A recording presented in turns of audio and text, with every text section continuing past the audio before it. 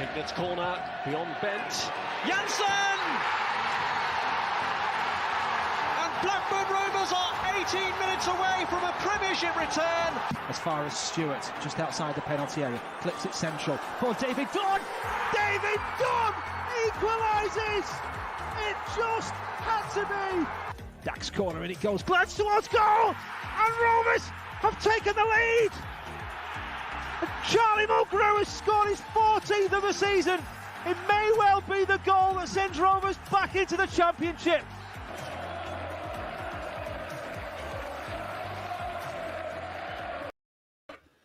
Hello Rovers fans and welcome to another live watch along with Rovers Chat with me, with Joe and with Luke on this very fine Wednesday evening where it is 10 dead rubbers that we've got till the end of the season, but hopefully we can cheer you up and make it a bit more enjoyable between now and the season end.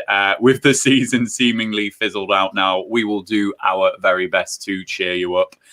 5 days has been somewhat of a luxury with the rate that we've been pushing out watch-alongs and live streams. So I've kind of forgotten what we do here. So Luke, Joe, I hope you're ready to provide the entertainment as you always do. Oh, we will try, I'm sure. Of course, of course. Absolutely. Rovers fans, I'm already laughing at some of the names in the comments. I mean, Chris has changed his to Chris the Gavin Ward enthusiast Hayes. Love it, Chris.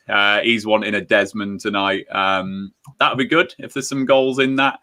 And hello to all of you that have got in the comments nice and early. Good to have you back with us. And hopefully you haven't forgotten how we do things on this watch along. If you are new to the channel, please do hit that subscribe button. And for all of you who are subscribed to the Rovers Chat YouTube channel, hit that bell notification symbol so that you can see when all of our video content goes live. And of course, please give this video a big like and all of our other videos a like across the Rovers Chat platform. As we always say on these watch-alongs, please do share your setup. We've had little bits and bobs like this over the last weeks. So if you want to DM our Rovers Chat Twitter handle, it's RoversChat_. Please send us a DM and we will share your setup on the show just like this. And we're not being nosy. We just want to see exactly how you're enjoying the game. And if you're new to the watch along as well, we will sync up our streams together. And if you want to follow it live with us, you can. And if not, we just ask you not to spoil it in the comments. They are the only rules. But before we do get started, just a reminder, we are sponsored by Blue Rose Capital and we are sponsored by 6yardsout.com.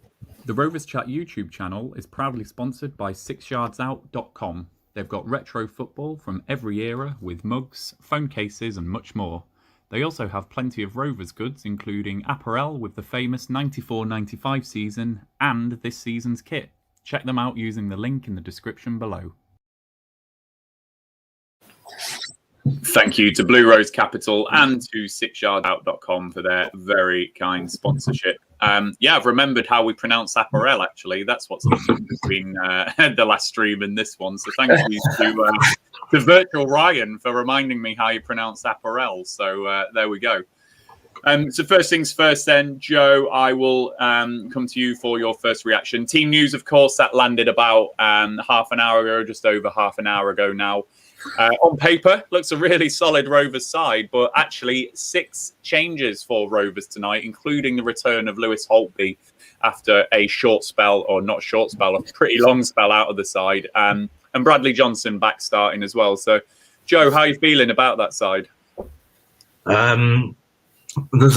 Yes, it's a strong side.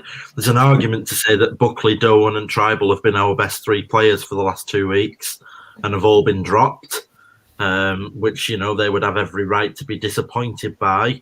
I understand why there's rotation. I know we've had a little bit of a 5-day break, but it's not much. It's not much at all.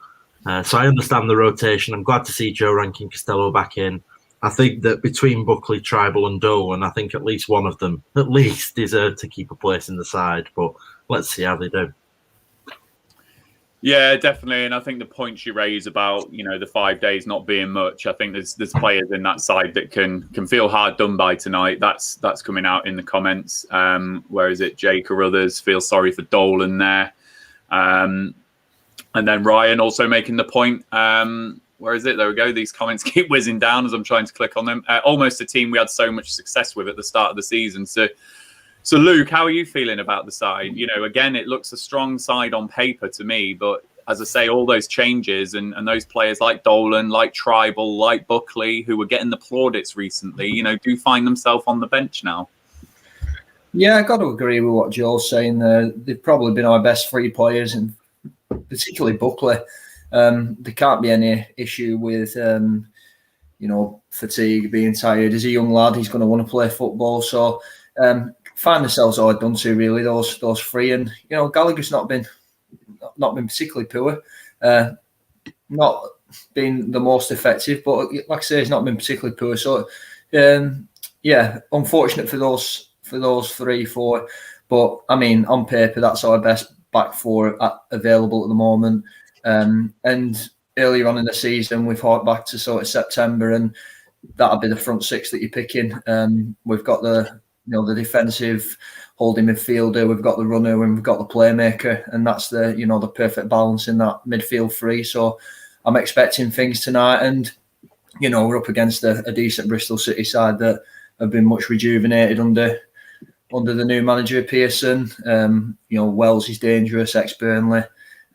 Casey Palmer, ex-Rovers, we know what he can do, having watched the Swansea boy moaning about him. So 𝐒𝐄𝐁𝐒, scored against us in the reverse fixture, and the engine in Semenyo, the infamous 800-meter runner. So we've certainly got to be at our best in terms of energy in the centre of midfield today. So yeah, it's a strong side from Rovers, and we're up against a decent outfit in Bristol City. So hopefully it's a good game. Definitely. And just to go into the comments and just pick up the other bit of team news that we've had, of course, FM's picked it up here. Adam Armstrong back, although is it too early? FM, personally, I would have just left it until after the international break. If he has been nursing a hamstring injury, with the amount of games Adam Armstrong has played for Rovers over the last couple of years, he's not had many injuries, has he? And I just think if we are thinking of selling him in the summer, etc., I would have just left him out tonight, maybe, and maybe tried something different and bring him in after that, the first game back after the Norwich game, after the international break. So I was surprised. And, Ollie, you've picked up my sentiments here that, reading the Lancashire Telegraph, I thought Mowbray was painting quite a negative picture there. So interesting one, that. And then the other one, just, a couple of surprises that Harvey Elliott's back in the side. I think I saw something further down about Harvey Elliott, which I have lost now. But what have we got? Yeah, here we go. Sonny, why has he dropped Buckley and Dolan? And then, really interesting point from Chris. Tribal can't even play on Saturday because it's against his parent club. So, in terms of the rotation and keeping legs in the side, that's an interesting one for Mowbray tonight as well. So really, really interesting that. Here we go. Russell, a Bristol City fan. Always good to have the Bristol City fans and other fans on the show. Bristol City fan, thanks for the watch along. Remember watching Blackburn v City back in the 70s in the old second division. Wow, Russell, you're definitely older than the majority of the fan base who I think engage with this watch along, and certainly older than me, Joe, and Luke, although I am the oldest one out of the 3 of us. But good to have you along. Let us know what you make of your side, Russell. We picked up on Dan Bentley. Obviously not being in that starting 11. And we had a guy on the other side on our show last night really singing the praises of Dan Bentley at this level as a championship goalkeeper. So let us know if you think that's going to be a miss for you. So moving on then, Joe, you've done your usual excellent graphics work tonight.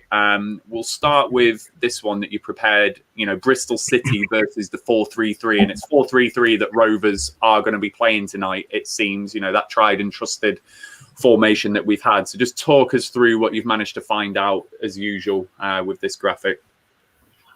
Well, as you can see, 8 games against the 4-3-3 this year. It's a mixed bag, no draws, which could be seen as a positive because who wants to watch another draw? Because they're quite boring at this stage. I think most Rovers fans fall into the camp of, I need us to win, or I want us to lose because I want Mowbray gone. So everyone's going to be happy today, I think, or at least some people will be. So yeah, a big loss to Watford, obviously away from home. We know the strength that Watford have got, but that was an away game against a 4-3-3. Tonight is an away game for Bristol City against a 4-3-3. And coming off the back of a 6-0 loss in the last time they played that formation away from home, maybe Rovers will have the advantage. It's nice to see Armstrong back with Elliott and Brereton, which was so successful before Christmas. Perhaps we can get some massive big scoreline to lift our spirits. Obviously, one of the wins in there is against Blackburn. God, I don't remember much about that game, and I'm glad, really, having watched the highlights back. It looks terrible. Obviously, one of those games is against Villa in the Cup as well. So a home win percentage of 33.3 and away win percentage of 40. Total win percentage 37.5. So, well, we'll see, won't we? But it's certainly going to be interesting. Yeah, it is. And just on that last game, Joe, and I'll probably come to Luke on this, I think we went to Ashton Gate quite confident, actually. We'd started the season pretty decent. I think Bristol City were kind of in indifferent form. And Rovers, for probably 75 minutes of that game, had lots of possession, didn't we, Luke? And we looked quite confident. And it just looked like a matter of when we would score, eventually. But Jeju came on and absolutely just changed that game for them and just gave us something different to think about in defence and ultimately got the winner. So that was just another one of those games this season, wasn't it? Where I think Mowbray's been criticised for Rovers looking nice, the possession looking attractive, but actually, is it getting the results? It was another one of those, wasn't it, Luke? Yeah, absolutely. It were one of them games that I just remember sort of going into that December period where we really fell off the wagon again. It was a month of the sort of up and down roller coaster, and that fell there really. Probably deserved a point out of that game. We were on the better side, I would have said. But when Jeju comes on, he's a goal scorer, and that's why he came on. He gets goals in this division. He's prolific in this division, and ultimately, we found it too difficult to handle him. He's a big, strong boy, and he got the goal. And it is a results business, and we've been, unfortunately, on the wrong edge of that knife far too many times this season, and that's why we find ourselves where we are. Like you said, that's just one more of them games where we've probably deserved a little bit more, like the Norwich game around a similar period. Even the Brentford game, have we not lost a man early doors? It happens, unfortunately, and yeah, again we found ourselves in that position, and that's football. It is, and leap year, man, you've got a great memory, because I'd forgotten this until you just put that. Yeah, Ayala's header, he wasn't very far away, was he? It was that corner in the second half, and I swear he was in the 6-yard box as well and put it wide. I do remember that chance, definitely. But just on Jeju, I'd love Rovers to sign a striker like him. And speaking to Patch yesterday on the other side, he's potentially on a free in the summer because he's not signed a new contract yet at Bristol City. He probably will end up signing one eventually, particularly if Pearson stays. But I would love us just to be sniffing around there, just saying, come on, Famara, you can come and be our main striker. Adam Armstrong might be going in the summer. I just love us. He's the sort of player we've been crying out for, Ryan. Absolutely, the sort of player we've been crying out for. Can hold the ball up nice and strong, and ultimately gets goals in a side, especially a side like us that create many chances and crossing the ball into the box when we've largely been unsuccessful with that. We haven't got a player to get on the end of it. So yeah, it's nice to bring that one into the mix, Ryan. I like that.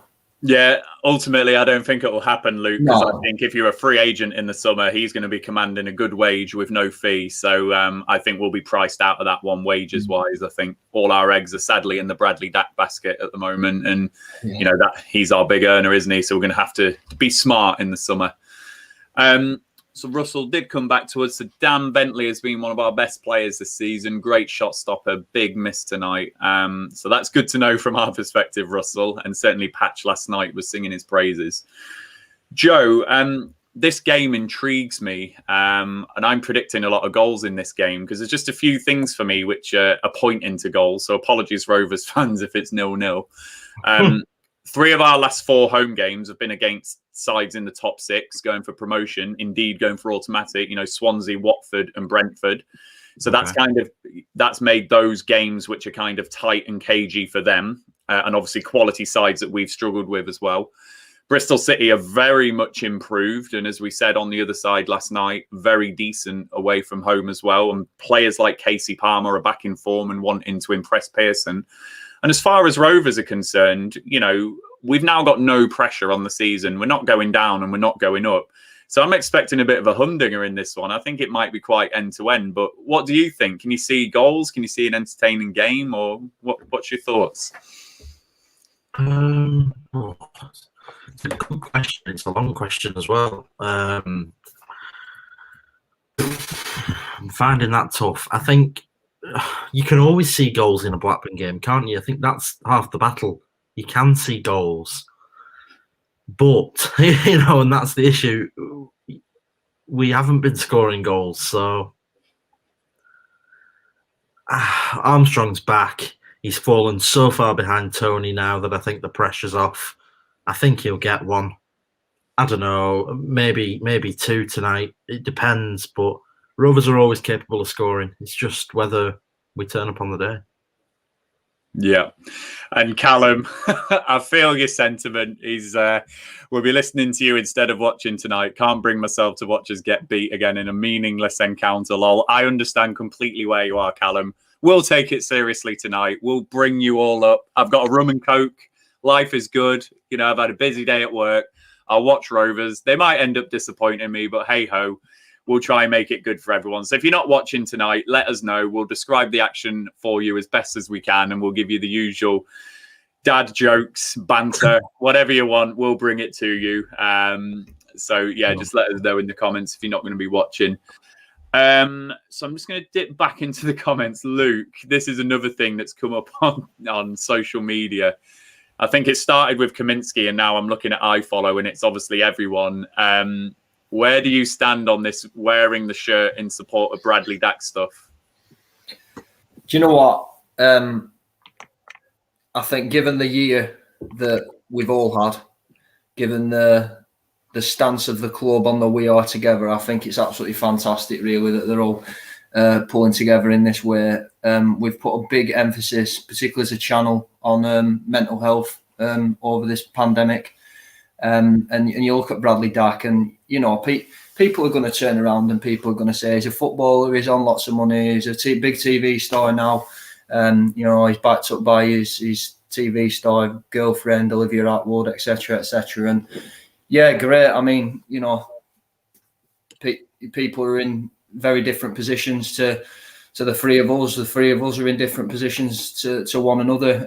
But at the end of the day, Bradley Dack's still a human being, and he's in the prime of his career now.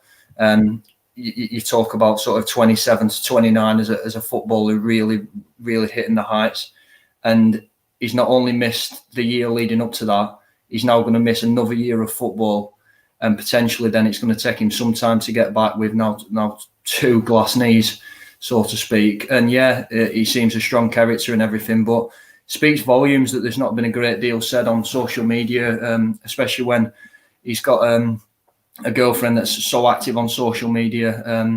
He's clearly struggling with it, like anyone would. Any man any footballer that loves playing football, that's what he does, regardless of the TV bit. He's a footballer first and foremost, and he loves football, and it's clearly going to hit him hard. You could see what effect it had on us guys on Friday, and everyone in the comments. To see what happened happen again and history repeat itself.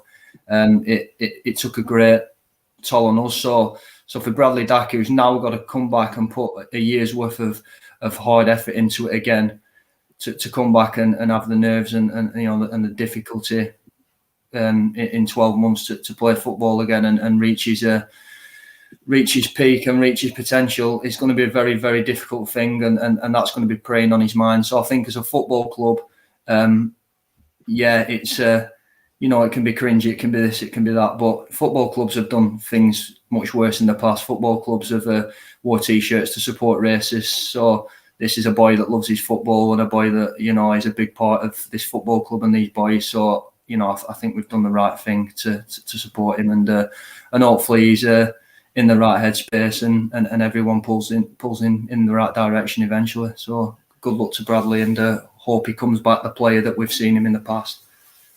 You know what, Luke? That was just absolutely fantastic what you said there. I don't mind admitting to you, when I first saw it on Twitter, my first reaction was a bit like slightly cringy. But do you know what? When you've just worded it like that, I mean, I couldn't agree more with you, mate. And you've pointed that out really well and made some really good points. Absolutely, and I think that's echoed in the sentiments, Luke. With Ryan here, Paul, and then Chris. Totally agree with Slim Shady. We are one. All of that stuff that you've just said there, Luke, really bang on. Ross as well. Well said, Luke. So, yeah, thank you, Luke, for just wording that so well. You've done that way better than what I could have done. So, yeah, absolutely. He is a human being at the end of the day. So, Rovers fans, if you aren't watching, we are about 4 minutes from kickoff now. So I'm going to ask Joe and Luke for their match predictions in a moment. So start filling the comments with yours, and I will try and do a better job than what I've done recently of going through your score predictions. I think there's going to be goals. You might disagree with me.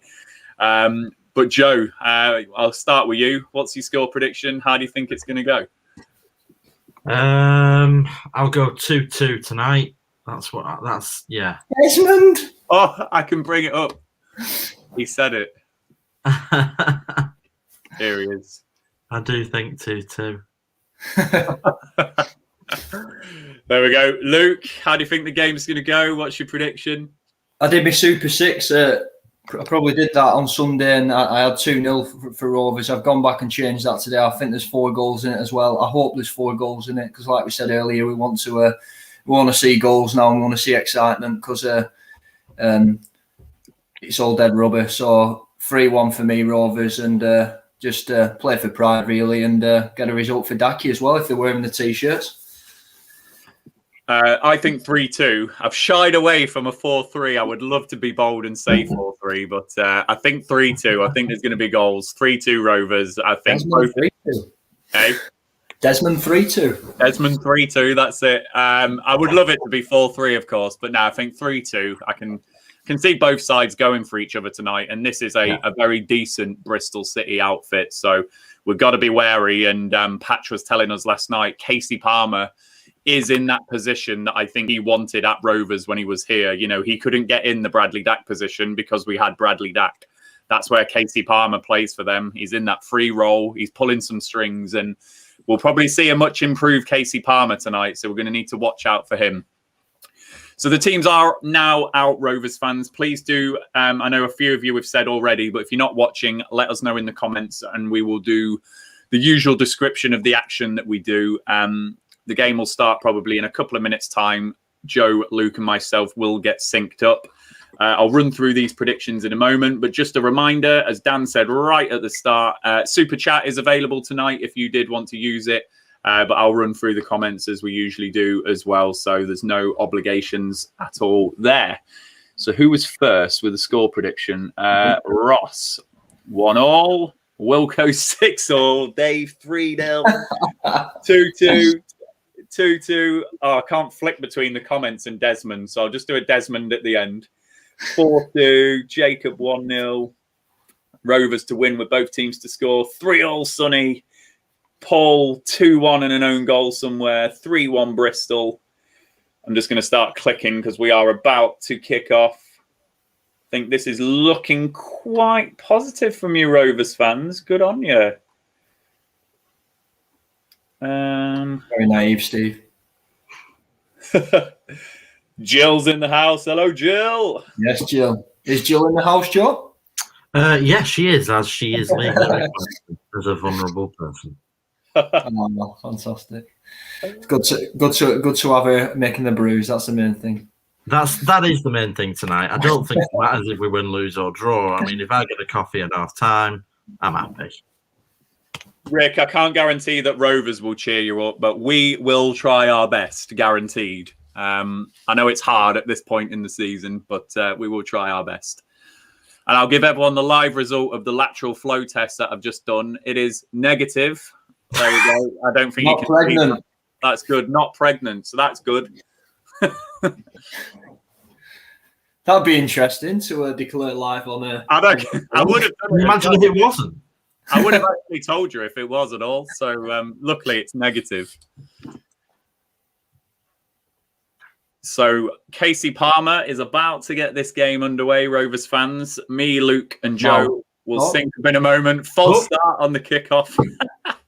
Just what you want to see. There as well. Bloody hell. That's nice and current, given the old Cheltenham festival, to have a false start at the start of a game. I like that.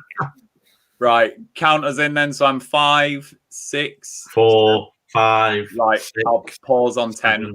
I'm paused 8, on 10. 9, 10. Yeah. 11, 12. Bang 13. on. Are you there, Luke?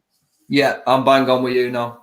Excellent. So Rovers fans, if you're not watching, we are on 20 seconds now. 21, 22, 23, 24, 25. Oh, half. So there we go. Another watch along. The crowd attendance will be less than the score. Naive.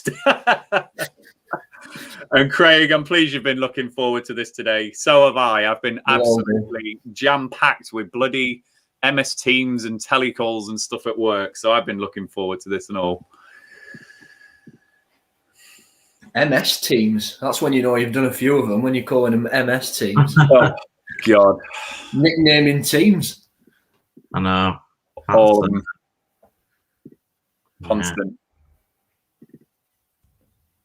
Oh, we're at red button speed. I like that. We're in sync with red button, are we? Yeah, that's pretty impressive, that. Tidy. Unlike the pitch, which is probably the worst we've seen it ever. I think it's the worst I've ever seen Ewood Park's pitch. Obviously, I'm sure in the 60s or something it was worse than this, but that is terrible. I love watching our title winning the 94-95, the pitch. All right, yeah. Maybe I was being eccentric, but all right, in my lifetime, it's the worst I've ever seen the pitch. We all this sand and lack of grass are expecting to be watching a nice little Brazilian volleyball women's match here. I'm just hoping for a net and a little bit more than lads in shorts, but here we are. This is what we've got. Cool. Holtby just drew. Holtby, that was all right. Holtby was the one who just stayed highest up the pitch, and it was a long ball over. Armstrong now outside the box. Oh! Half. Oh! If anyone's looking for insight as to what the formation is, not a clue, because Lewis Holtby was the furthest forward then, so it's a bit mismatched at the minute. It's hard to decipher what we're actually doing at the moment, but that was a good chance. It was. And if people in the comments aren't watching the game, we're soft to heavy in places. Very topical, Luke. Knew I could rely on you for that. And Chris, huge kudos going for a 50-1. I know it's the namesake Shearer, but was it 50? 50-1 now. Just think of all those people in Newcastle and Blackburn that put that on today. The bookies love that, don't they? They love a horse that's named like something like that. Kaminsky. Well, you'd only get Rovers and Genk fans, wouldn't you? What? You need someone that spanned a few clubs and a bit of a legend. Yeah. Brett Ormerod. Yeah, you need a Nuno Gomez. Or... Brett Ormerod. Oh, Adam. Oh, dodgy touch from Armstrong as he double touches it out of play onto the left wing there. 66-1 for Chris. 66-1, so that's great. You could have won nothing. Oh, dear.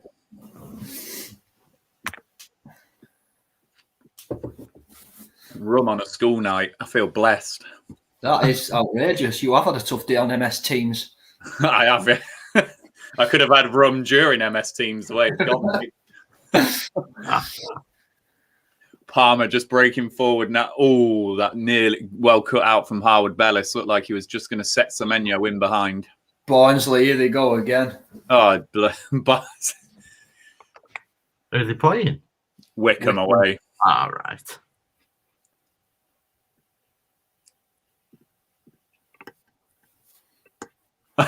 Dizzy was just did a 3-day MS Teams meeting on the topic of suicide post-vention. I'm hoping to we'll try and make it happier for you, Dizzy.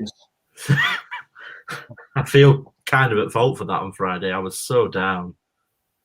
I think Luke was as well, though. I think it was a difficult one, wasn't it? Really struggled. Hard. Yeah. I felt like I'd been hit by a bus at 90th minute. That were awful. Yeah, it was. Oh, look at that for a beard from Bradley Johnson. I feel like I'm almost like a novice, apprentice, undergraduate in the Bradley Johnson School of Beards.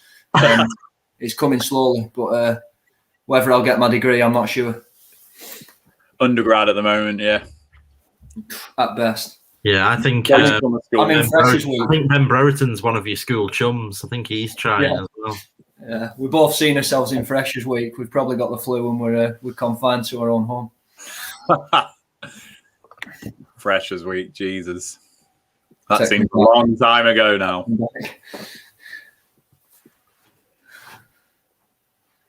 So I think they've...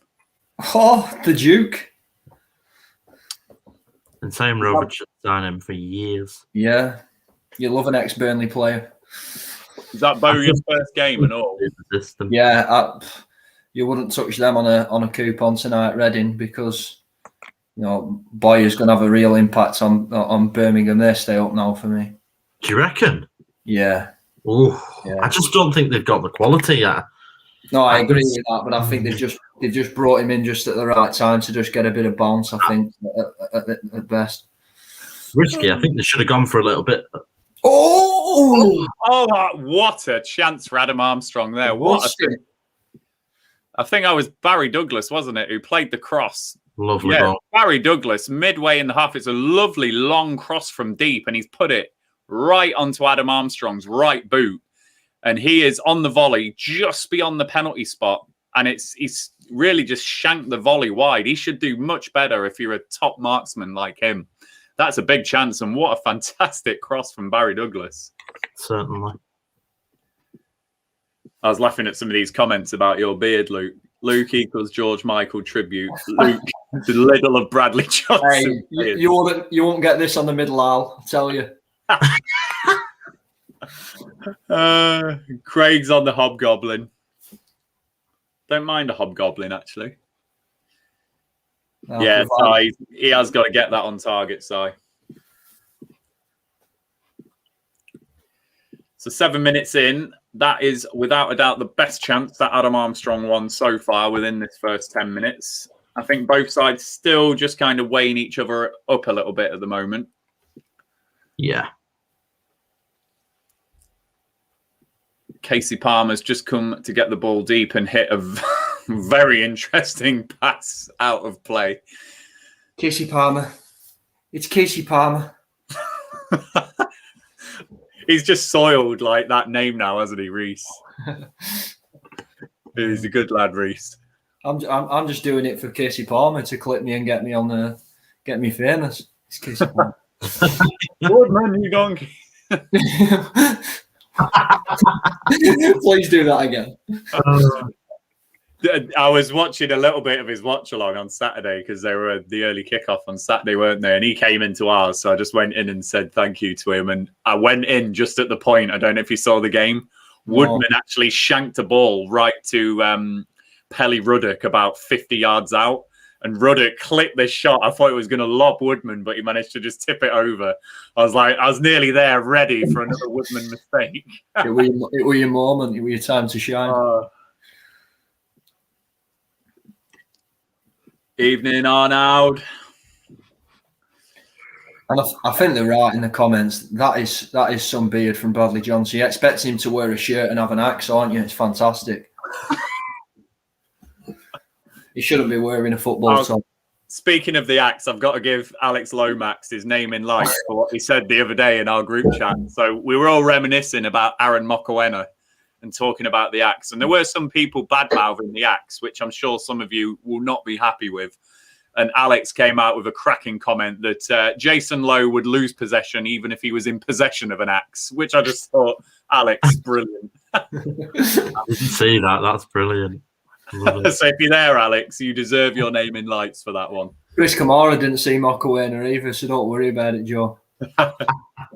Hey, Patch is here. This is who was on the other side last night, or it could be one of Patch's colleagues, but hopefully it's you, Patch. Thanks for joining us, mate.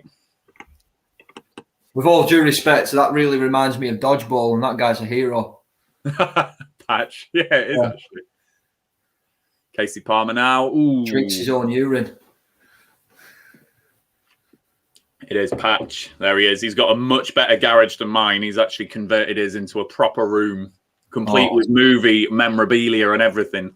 Plus to shame my shelving and green screen. What's your finest piece of movie memorabilia, Patch? Let us know in the comments. I went. So this is a story. When I was maybe 11 or 12, I went to stay at David Dunn's for a weekend. So I was mates with his cousin when he were at Birmingham. So I was in Solihull, and he's a massive Elvis Presley fan. So I walked through the door and he had a life-size cutout of Elvis Presley, and I jumped a mile, right? So I walked past this Elvis Presley, and it just goes ho ho ho, and it was like a life-size Elvis Presley. It was absolutely brilliant. I jumped a mile as well. Yeah, that's some serious memorabilia. That is so good. Well, like motion censored as well. Yeah, it was great. It was great. See, my brain is simple, mate. I'd be occupied with that for like hours. I'd just be walking backwards and forwards. Yeah, that'd be me all over. He's got an 80-80. Nice. That is good. Oh, yeah, and then the 5Ds of dodgeball, barfly, and then Craig's come in, dodge, duck, dive, dip, and dodge in it. Dodge, duck, dip, dive, and dodge. If you can dodge a wrench. Oh, that's never a pen. Thank God for that. Go yeah, sorry, lads. There's a game on. Sorry. Forgot to mention that. It started. Dead rubber in it, mate.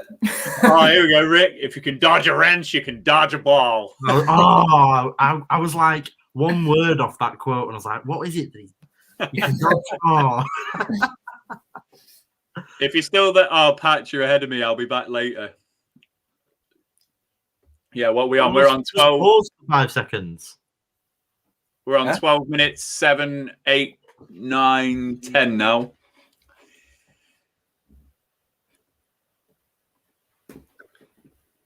FM, that Jason Lowe penalty as well. I called it in our chat as well. He was either going to miss or score the winning penalty. Was anybody else absolutely baffled and completely unaware about what was going on with the Papa John's trophy? Because I was watched that, and then I saw Sunderland lifting it, and I was like, but Salford have won it.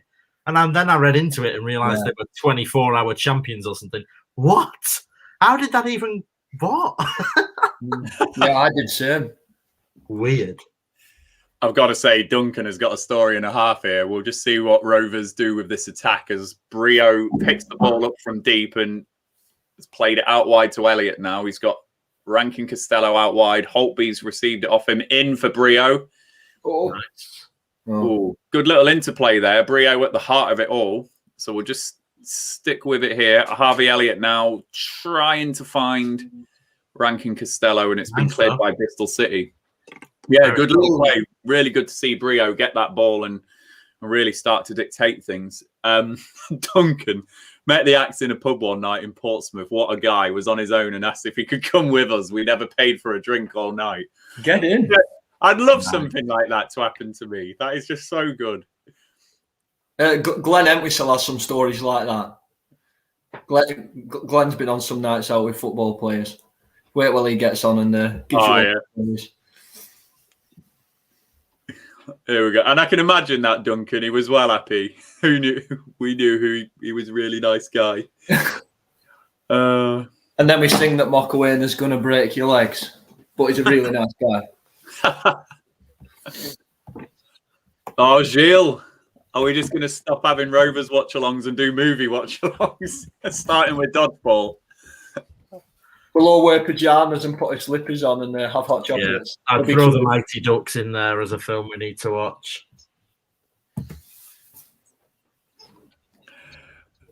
Oh dear. So for those of you more interested in the football than me, Luke, There is a game on. Yeah, we are 14 and a half minutes into the game, and yeah. Lots has happened. I did promise goals tonight, didn't I? Whoops.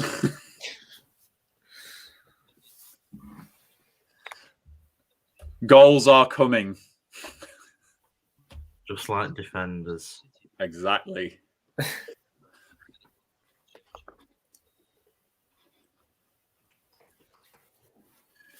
Leap year already. I can safely say I'll pick Tribal ahead of Bradley Johnson from now on. Yeah, I think Tribal's slightly underrated. I've enjoyed Tribal, and I was a bit upset that he didn't start. But Johnson poses a goal threat that Tribal never will. Johnson gets you 5 a season just from midfield. So for me, I don't mind him being in the team personally. Yeah. What do you reckon to that? I don't think Tribal's got a goal threat at all. I'll try, but he doesn't. Like, that's not his game, is it? I think. Well, yeah. The fact that he assisted Bradley Dack against Brentford, I thought was remarkable in itself. I was like, what's he doing breaking forward? Never seen that from him at all. But yeah, he has actively placed himself at the base of that midfield, hasn't he? And I like that. I like the fact that he's the one who'll do that and can be relied upon to do that. So I just think that gives license to the likes of Joe Rothwell to then go and do what he needs to do. Mm-hmm. I suppose that then just comes down to what you're trying to do in a game, and perhaps today just needed a slightly different player, because as has been mentioned, you'd think you'd play Tribal with him being unavailable for the Norwich game. But there must be some reasoning behind that. There's always reasoning behind everything everybody does, I suppose, in the end, especially in football. Absolutely. We will see, I suppose. Yeah. Oh, we've got some other good stories here. Stephen Mason's been on a night out with Matt Derbyshire. Get in. My crazy story is I used to be 𝐂𝐻𝐍𝐓𝐀𝐂𝐓's PA when he came to... Really? That is a tough gig. That is a tough gig. Jesus. That is so funny. And then, yeah, Dave, there is, at the moment, an end-of-season feeling to this game. Goals are coming. It's like a testimonial, Dave. Prefer those motorway chat, to be honest. Wow. M1 Highway coming at you. Yeah. The truth, I've had an earful off. I've had an earful off the bigwig sound, and I've been told to stop them. No, I'm joking. I haven't. That would be funny. No, I think motorway chat's well and truly gone, because I don't think anyone's ever going to come up with a motorway better. So I think it's dead and buried. See, I come up with it the other day. I was sat in my car and I was thinking about you, Joe. I really was thinking about the motorway chat. You were on your way home to me. Yeah, the M27 is quite a nice little stretch down south. Tell me a little bit more. You're getting close to the coast. Tell me a little bit more about the 27. Where's that from and to? It's in and around the sort of Southampton area. Going. I quite liked it when I was driving back to Bournemouth. It's a nice little stretch. You can get up a bit of speed up, and you're going in the direction of the beach with your little your bucket and spade. So it's quite nice, that one. And obviously, we don't condone speeding, everybody. Of course not. When I talk about speeding, I'm talking about maybe going within the 10% allowed. Yeah, speed responsibly. Absolutely. In Cheltenham Week. Spiritual, we have got the tried and tested front three today. So Armour in the middle with Brio one side, Harvey Elliott the other. That's who we've got as a front three today. And then we've got some more stories about Rovers players. Ollie, I bumped into David Bentley in my hometown of Stevenage out for a pre-season jog and told him not to join Spurs. He didn't take my advice. Cheers, Ollie.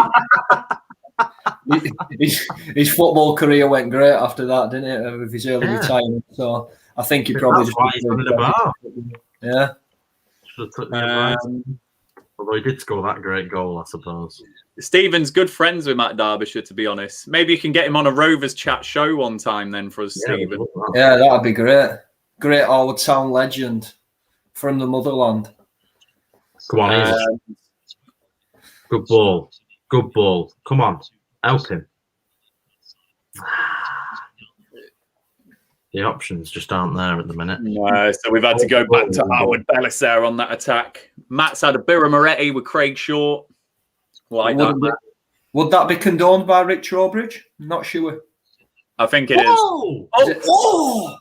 If that had come up then. Oh, beautiful, Joe Rankin Costello. I tell you what, that was good. Free kick, ref.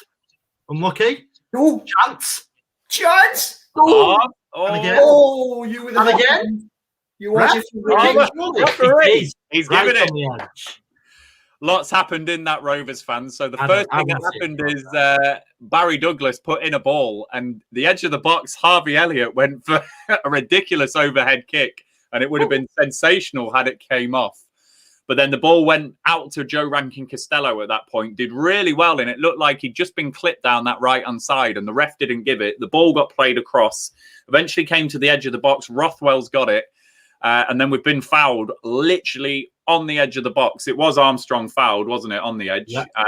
Armstrong received the ball. We are talking 19 yards out. Mulgrew away at Blackpool. Yes, that is the position where this free kick is. We are centre, 19 yards out. Adam Armstrong, Barry Douglas, and Joe Rothwell over it. It's looking like Armstrong, but it could be Douglas. So we will see. And Paddy, just whilst we're waiting for this, my dad and his mate nearly had a scrap with Simon Barker in Manhattan Heights in Blackburn. I've got a good footballer meet-up chat, and I'll bring it up after this. After this screamer that's going top. Do you think Barry D? Nah, it's Armour, this. You reckon? I think a first goal for Barry D. Oh, it is? Oh, it was Barry D. And he's gone. Oh. Barry Douglas has tried to go low, and he's hit it straight at the wall. What a waste of a chance there. He tried to go for the Mulgrew way at Blackpool, but it just didn't happen. So I was once sat in Southampton Airport, and I was in Costa Coffee, and I was next to Adam Lallana. Adam, if you're watching this, hi. Go on. So Rothwell breaking. Oh, free kick. This is definitely Barry Douglas territory now. So Rothwell gets the ball from deep and drives forward, and he's fouled. So he's in his own half when he gets the ball, drives right through the heart of their midfield, and it's Mariappa who brings him down. So this is about the card. They're two pretty bad fouls from their centre. Yeah. So we're about 25 yards out. We're slightly left this time. So this one probably suits the right footer more. But, you know, if Douglas can get enough power on it, maybe he might go for it. But I think given Douglas took that last one, I think this has got Armour's name all over it. So we will see. Good to see Rothwell get that ball just then. It was great driving from Rothwell. That's perfect. It's exactly what you come to expect from him now this season in particular. Fantastic, that. I think we might cross this. I think it's a bit far out. I must say, we are outnumbering them at... he's got that as well. We were outnumbering them at the back post then. Has he given the free kick? I don't know. In the corner. So Douglas clips it to the back post, and it's aimed for Bradley Johnson. It's Sessegnon, is it, who goes down? So let's just have a look. Douglas, Sessegnon does really well, to be fair to him. I just think it's an accidental, clash of heads, really, as they've both gone for it. So there's going to be a slight break in play here. Just we can keep going into these stories about Rovers. I love this. Have you seen the one from my mother? Oh, here we go. What Jill said. He's always got something that I've never heard before. I stalked Simon Garner around WH Smith in Blackburn once. Joe's dad was too shy to go ask for his autograph and fell out with me because I wouldn't do it for him. That is something like what I do, though. If you get starstruck, you're like, go on, go and do it. Literally. See, that is kind of the story with Adam Lallana. So I texted my wife and said I'm sat next to Adam Lallana in Costa. She didn't believe me. She said, picture it didn't happen. So then I saw him walk in the direction that was only the toilets. So I followed him into the toilets, watched him pretty much. Not watched him, that's a bit weird, but pretty much waited for him to finish his wee in the urinal and then said, Adam, can I get a picture, please? I've got the picture. Weirdest thing I've ever done, but great. I'm glad I did it. Oh, Luke. See, I've got a story that's like pretty much identical to that as well. So I'll tell you that one. I'm pleased you said yours because now I can say mine. We'll wait for this corner. I got a lot of abuse off friends for that. So Bradley Johnson's had to go off the pitch here because he had, I think, some kind of treatment. So he's had to wander off. What time are we on here? 40, 41, 41. 42. Yeah. So here we go. Harvey Elliott to take the corner. No, ref's stopping us again. Come on, ref.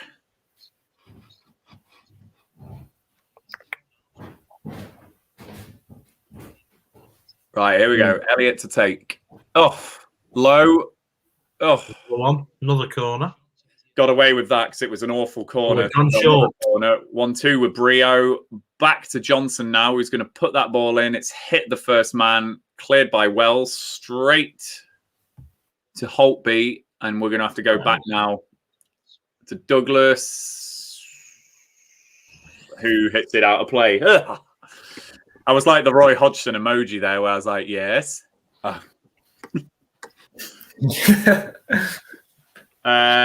Callum, what's he said here? I once saw Grant Hanley sneaking in at the gates of the away end before anyone was there. I got there too early. I also met Chicharito when buying my dog 10 years ago. Your dog. Oh, speaking of, has everyone seen the picture of Derek Williams with that aforementioned player? I mean, what a lifestyle change that is to go from Blackburn to Los Angeles and be getting your first Instagram picture just sat casually with Chicharito. Pretty impressive. Blurring on your back. You know, you sat there, feet up, middle of Shadsworth. You don't get that, do you? No. So, Rankin Costello. Someone down injured there. Be all right. Yeah, he's all right. So, Rothwell, another chance just to drive it in the center. Poor ball from Rothwell. Got to do better there. He had plenty of easier options there. So my similar story, Luke, involves Craig Bellamy. So it was the one season he was at was obviously Sunderland away. It was 1-0. Stephen Reed scored.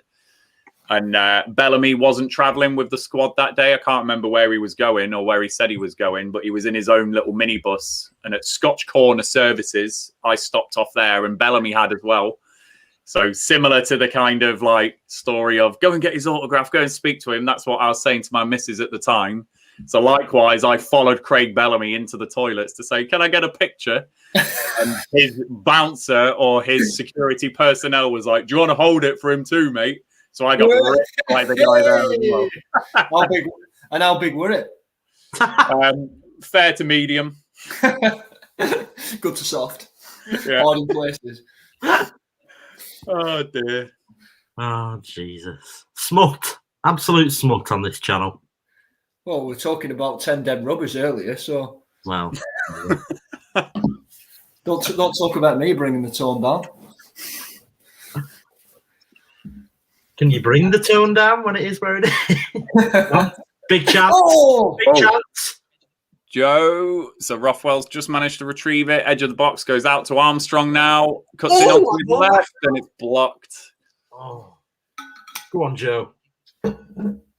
Ball. Costello now. Good ball out to Elliott. Crosses it in. Armour. No, cleared away again. To be fair, Bristol City are doing well at just nicking their foot in and getting those blocks in when we're putting those crosses in and getting those little half chances. So it's resolute from Bristol City at the moment, I must say. We look all right, though. It's nice to see us playing well. Yeah, I agree.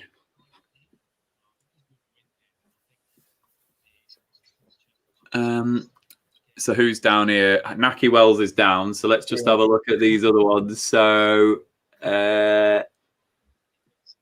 Stephen, I went to school with Junior Hoylett. Nice.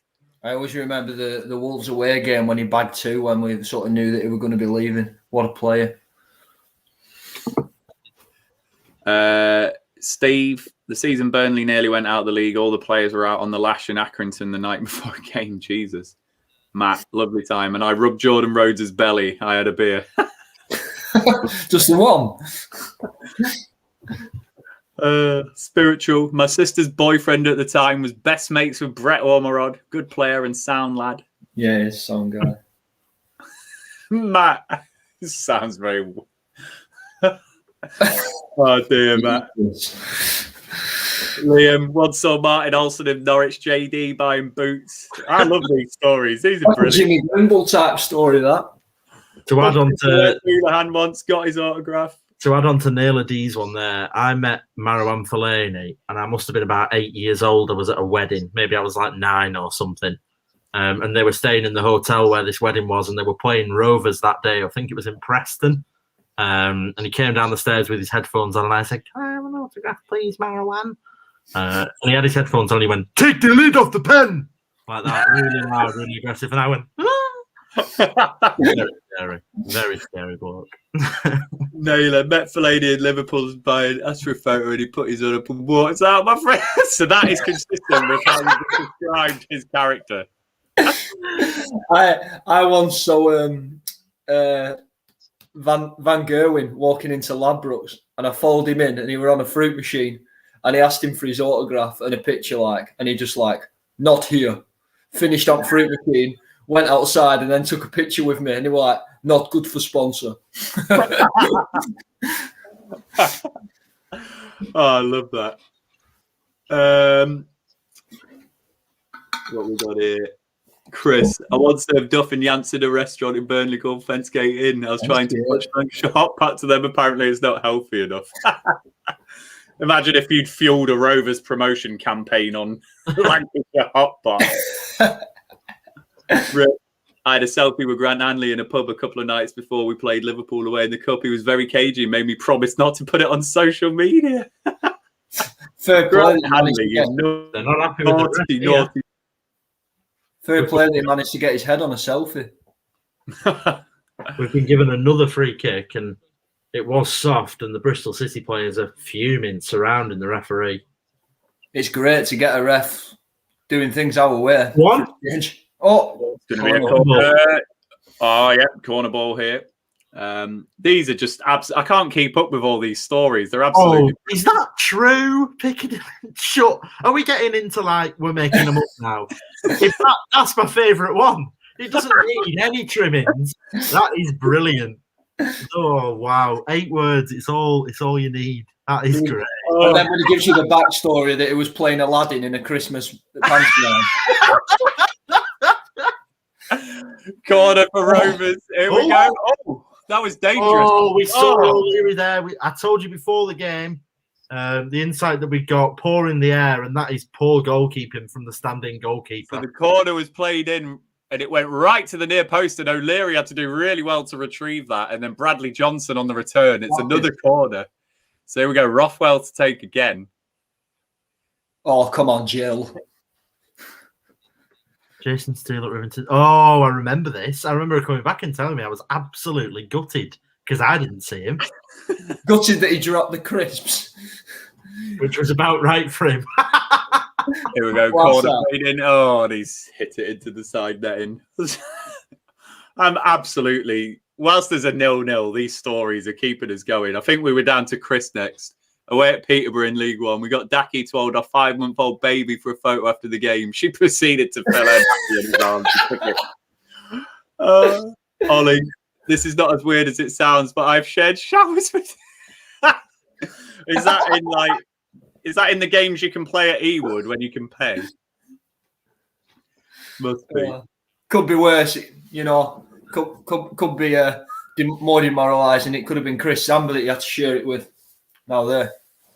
Oh, yeah, we know that. I always remember Soccer AM when Robbie Savage and David Bentley on 2 separate episodes of Rovers teammates. I think Bentley described it as it's so long it can see round corners. Savage was it's so long you can hang a towel off it. It reminds me of the story Paul Gascoigne said about Les Ferdinand when he used to hold it for good luck before the Euros. That's a story. Oh, yeah. Oh, dear. Go on, Gazza, get it over and done with. So Bristol City just got a chance now just to ping a free kick out to the left wing from near the halfway line. It's gone back to Jeju. And lovely. One. This could be a chance. Rio, referee. He's not giving it. I think it was soft. That would have been pretty lucky to get, I think. Kane. I was 7 years old in Bolton, Asda, met Sam Allardyce and rubbed my head and bought me a dairy milk chocolate bar. Good on you, Big Sam. Brilliant. Loves a bargain, Big Sam. I bet you're off death row. Oh dear. It was the 𝐂𝐿𝐻𝐒 of dairy milks. Oh dear. So sorry, Rovers fans not watching. This banner has been neglected because I'm reading all these stories. We are 35 minutes into the game now, so 10 minutes to go till half time. We have, in general, in terms of insight, we've been absolutely the dominant team. Yeah. We're just not creating clear-cut chances. Bristol City, I hate to say it because, I'll jinx us, but they haven't had a sniff. They haven't had, no. They've not had a single scary moment, have we? And it's why we're chatting on about what happened at their place, Joe. Yeah, I mean, yeah. It's interesting. We're winning the midfield battle and their goalkeeper looks nervous, so I'd expect a goal. We've got the perfect balance in midfield now. It is almost reminiscent of the earlier games when we just had that balance of the holder, the runner, and the playmaker, which is nice to see again. Yeah. Daniel, Bellamy refused a photo with me in 2012, but I saw him in Birmingham Airport before the Euros. Had a photo of him there. I told him he rejected me, said he was probably drunk. Simon got invited to the Players' Lounge when we beat West Ham 7-1. Oh, I remember that game. Oh, yes. Had a piss next to Craig Shaw. Love it. Paddy saw Dacky and Tesco doing his shopping last year. See, I love randomness like this. Saw Tim Sherwood in Toys R Us Preston. I love random stories. As a disguise, he came in as a tramp, but he was with a stunner of a wife. That can't be true. I am not worthy.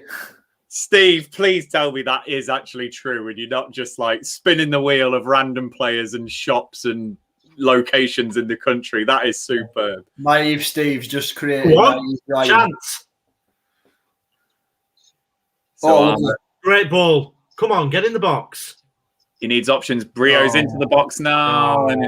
Unlucky though. Another great move forward. Really good. Good move forward. Armour had broken a little bit. He needed support. He got that support from Brio, who he played the reverse ball into down that right channel. So then Brio's just looking for a cross, and he did actually end up having 3 men in the box there and hit it straight at O'Leary. So disappointing from Brio.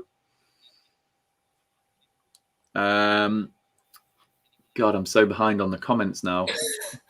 Oh, here we go. Matt, I live in Southampton to see their lot serve Ronald Koeman fish and chips and gave Danny Ings the stank eye in reps. Matt.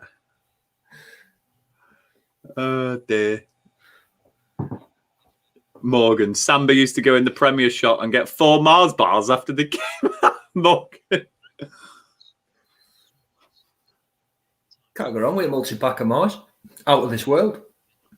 Rick hosted customers at Ellen Road Hospitality once and saw Keith Andrews and waited outside the loo. Go on. Go on. That's all. Go on. Still going. Yes. Yes. Lovely header. Come on. Chance. Oh, corner. Corner ball. Oh, no. He's knocked that out. Goal kick. Never. Oh. He's trying to con him there.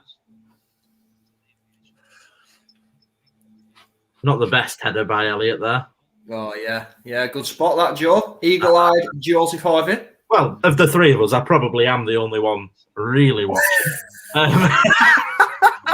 Ryan, you're there. I can't see much going on behind you, and it's very light. Sort it out, boys. Come on. It's Diwali again. Come on, Waggots. Dad. Waggots, you Oh, dear. Ryan on a episode of Long Lost Families at Ewood Park. Oh, That going out. Casey Palmer was it's Semenyo. Semenyo was just driving a little bit there, just through the middle, a bit similar to what we saw from Rothwell. He managed to get past Lenihan, left foot shot, which is skewed quite far wide. Steve's just getting brilliant with these. Amoruso turned up in a paper shop in Little Harwood in his Ferrari. Oh, I tell you what, back in probably 2003, 2004, must have been 2004, I guess.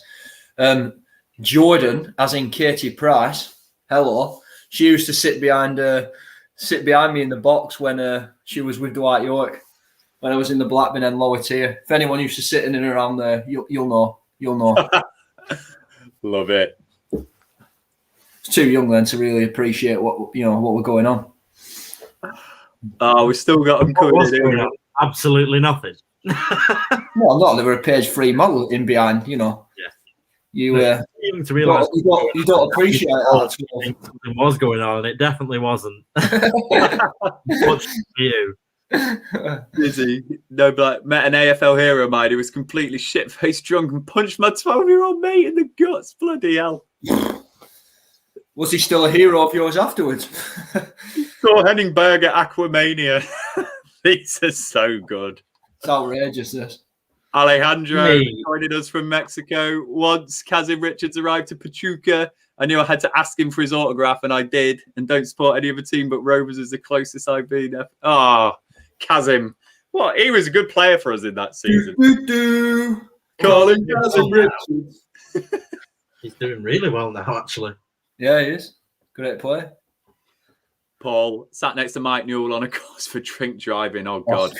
Just after his manager of Luton said he'd only had 2 drinks and someone dobbed him in. Oh, no. Oh, no. Ooh, close. Oh, I thought that was him. Naki Wells. That would have been not a surprise. So Johnson lost the ball there to Casey Palmer, who got a good slide tackle. And Naki Wells from about 20, 25 yards out has dragged the shot about 2 yards wide. It looked like it was going to go in that bottom corner. Alejandro, I am the Mexican Rover. You are, Alejandro. Good to have you on. And hello to you, Lee. No worries, mate. You're with us now. It's 0-0. We've talked about famous Rovers and general football player sightings, so please come and join the fun. Steve Jim Brannigan worked as the petrol shop manager in Salford Tesco. Go on. Joe Rothwell now driving. Here we go. He's shifted it. Here goes. Oh, corner. Am I ahead of you now? How am I ahead of you're you? ahead of me. You're ahead of me, and I'm ahead of Joe. That is great. Right, hang on. When this clock comes up, let's try and reset for the last 5 I'm minutes. on 42, 03, 04, 2, 3. Yeah, we're all second behind one another. 10, I'm on 10 now. 9, 10. Yeah, there we go. Corner being played in. Oof. Chance. Brio clips it back. Rubbish ball in from Brio there. Are you on 20 seconds now? 21, 22, 23. 3, 24, yeah. Is that good for you, Luke? Oh, Liam Priestley, that's a great comment. Regular Steve Mowbray played Tom Bowler. That is awesome. That is great. I'll give you that. We are playing nice football. I agree. I think we've played really well this half. We've just got Armstrong of November wouldn't play that wide to Rankin Costello there. He put that in the net. So sorry, Rovers fans. Again, I'm hideously behind with the ticker. We are just at the 43-minute mark now, so I'll put the ticker to 44 minutes before I bloody forget. Oh, I've forgotten a story. Yes, here we go. Franco Di Santo, who obviously, as a player himself, is quite comical. And I remember when he first signed for Rovers, did he come on loan or something at first? Or I was young. I was probably only 10. And his first game, I think it might have been the League Cup game. I can't remember though, but there wasn't many fans around, and he parked himself up in Car Park H, which is behind the Rovers store, which just isn't where the players park. And he walked out of the car park and down kind of the side of the Rovers store, down that main road, and all of the fans that were just sat on the wall, like just near the Blackburn end, just all went like that and went, "Is that?" And in this suit, he just walked past everybody and he's giving everybody a little smile and a wave, and nobody knew who he was because we'd just signed him. Nobody had really heard of him. He wasn't some huge name or anything, and he was like that, and everyone was going. Oh, it's sad though. We had him, so I assume someone told him where he was supposed to park. My stepdad does pool tables, and he basically changed the cloth at Franco Di Santo's house. He changed his pool table cloth, and we ended up with his cloth. So it's just had like it was blue and white with number 9 in the middle on our pool table at the house. Brilliant. Means nothing when it's a bit of dead cloth, but. So we're just coming up. Hey, what time's everyone on now? 44, 45, 46. Yeah, I'm on time now. So Armstrong's just going to ball. Rankin Costello has tried nodding that down. So we're just coming up to the 45-minute mark now. We'll just see what goes up on the board. I'm expecting at least a minute because of when that defender went down after the corner. So let's just see. Oh. I think Bristol City have been quite resolute in defence, actually. I've been... We've had chances, though. I think we could have been more clinical. I think that I think just non-existent. That's a ball. Oh. So there's 2 minutes added on. We're 25 seconds into that. I just think it's all the little blocks and the little stopping the half. They're defending all right in the box, their back line, but where's their midfield? I mean, we're managing to play in their half in the final third really freely, and we shouldn't be, really, should we? We shouldn't be able to play this much football in their half. No, definitely not. But yeah, definitely. I think a little bit like Burnley, they seem happy for us to have it in this third, but they will pack players into the box to block shots from kind of a medium range. Yeah. Simon, I once sold Gaza a fish rod beers. That's probably true. Here we go. Barry Douglas out on the overlap, crosses it deep. And again, it's just got to be a better cross. His crossing's been all right tonight. That's the first real bad one he's put in. It's cleared away, and Sessegnon's going to try and... Great tackle. Good tackle from Holtby. That's a ball as well. Into that space. This is a chance. Oh, lovely, lovely. Play it. Needs a good ball, though. Not long left. We need something here now. Bit of magic. Somebody needs to deliver a pass. Oh, lovely. Oh. No, that's Armstrong, leaving it. Wrong decision. Yeah. So it's good play from Rovers. It came to Joe Rothwell, who's tried to just fire a ball low into Armstrong central. And he's tried a little flick into Barry Douglas in behind, I think it was. And it's ran through. So this is going to be half-time 0-0 when this ball goes in the air. It's been okay from Rovers. I'm just waiting for the half-time whistle now. Come on, ref. We're at 2 minutes. Come on, ref. That's it. Half-time, 0-0 Rovers fans. Thank you for the stories during that first half.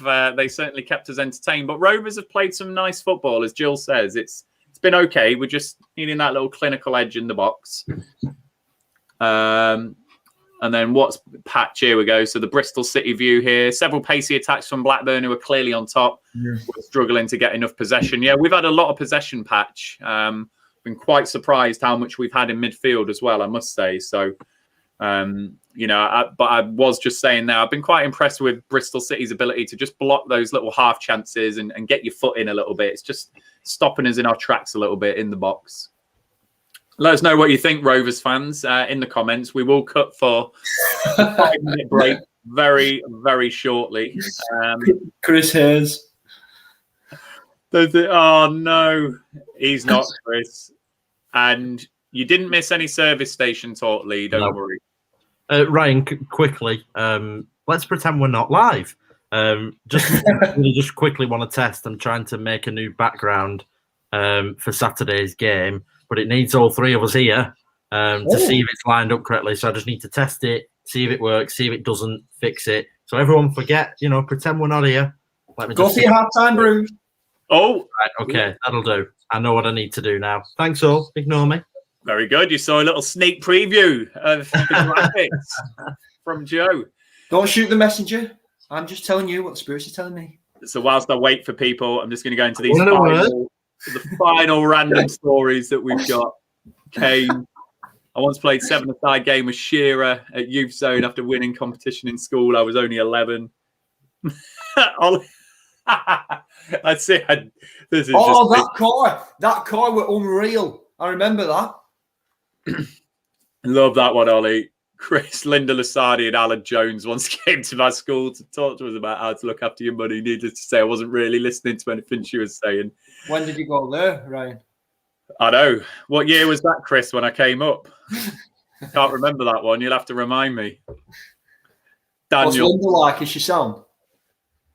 Oh, Linda? Yeah, she all right? She sound? Yeah, she's a nice lady. Very nice lady. Great. She's a Gillingham fan. I remember when Akon was pictured with a Rovers shirt. Yeah, I remember that as well, Daniel, actually. I do remember Akon with that Rovers shirt. David, Dack, Brio, Elliott, and Johnson once came bowling one night when I was on shift and I had to chase Brio because he was walking out with table tennis bats and ball. To be fair, that is so believable because you see him playing table tennis all the time, don't you, on the little videos and stuff. And then what Gilles said here, Rooney would always haunt the Starbucks next to my house. Pretty great because nobody in DC knew him, never chatted with him because you could tell he was enjoying being Oh, I love that. Awesome. Right. Let's pick up some of the comments then. Alejandro, story of the season. We dominate, but we can't do it right in the box. Come on, you Blues, we will win. Yeah, we just in that box, in that final third, Alejandro is where it's just falling down there.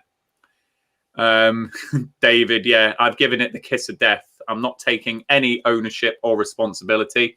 It is not like there is any video evidence out there of me predicting that this would be a game full of goals. So I never said a word. I'm just updating the ticker as we go. There we go. Half time now. What else have we got here? Sawari, I'm assuming you're a Bristol City fan. Let us know if you're not. Apologies if I've misinterpreted that. Rovers have played well. What is the scoreline you guys are expecting? You could be a Rovers fan, Sawari. Apologies. I was expecting a Rovers win tonight. I just thought with the pressure off, we might just be able to exploit this game a little bit. Still confident we could get the job done. Stand and stare. Johnson looking last out there. We have commented. Leap Year Man came pretty early in the comments, Paul. You know, about preferring Tribal in there. I think, yeah, he's not really. Have you seen the possession stats, Ryan? Hey. Yeah. Just while it's on, the possession stats at half time were at 71.3%, 7 shots as well. I bet that's the highest of the season so far for us. Sorry, it was just in front of me. Certainly Johnson has not affected the game like Holtby and Rothwell in particular have. So Johnson is just looking a little lost out there. So here's another one. I look like Mason Mount with a beard in that Rovers. That's another new one. That is a big disservice to Mason Mount, I must say. Bav Mace. Bav Mace, yeah, we'll take that one. Chris, have this horrible feeling this will be a repeat of the away game. Don't, Chris. Think positive. We definitely need Dolan wriggling into that box. Yeah, Paul, he'd be a great option now. Dave, Bristol City. We need the final ball. You want to get Buckley on for me. Yeah. Bristol City, Paul, played decent, no cutting edge when it matters, looks solid defensively again. Yeah, we've looked all right, haven't we? Can tell we've tightened up. Penalties aside, we don't concede much, do we? No, we don't, Dave. Chloe, I think Rovers are playing well, and I'm still hoping for a goal or two in the second half, though there's some good defence going on from Bristol that's causing us problems. Yeah, I agree, Chloe.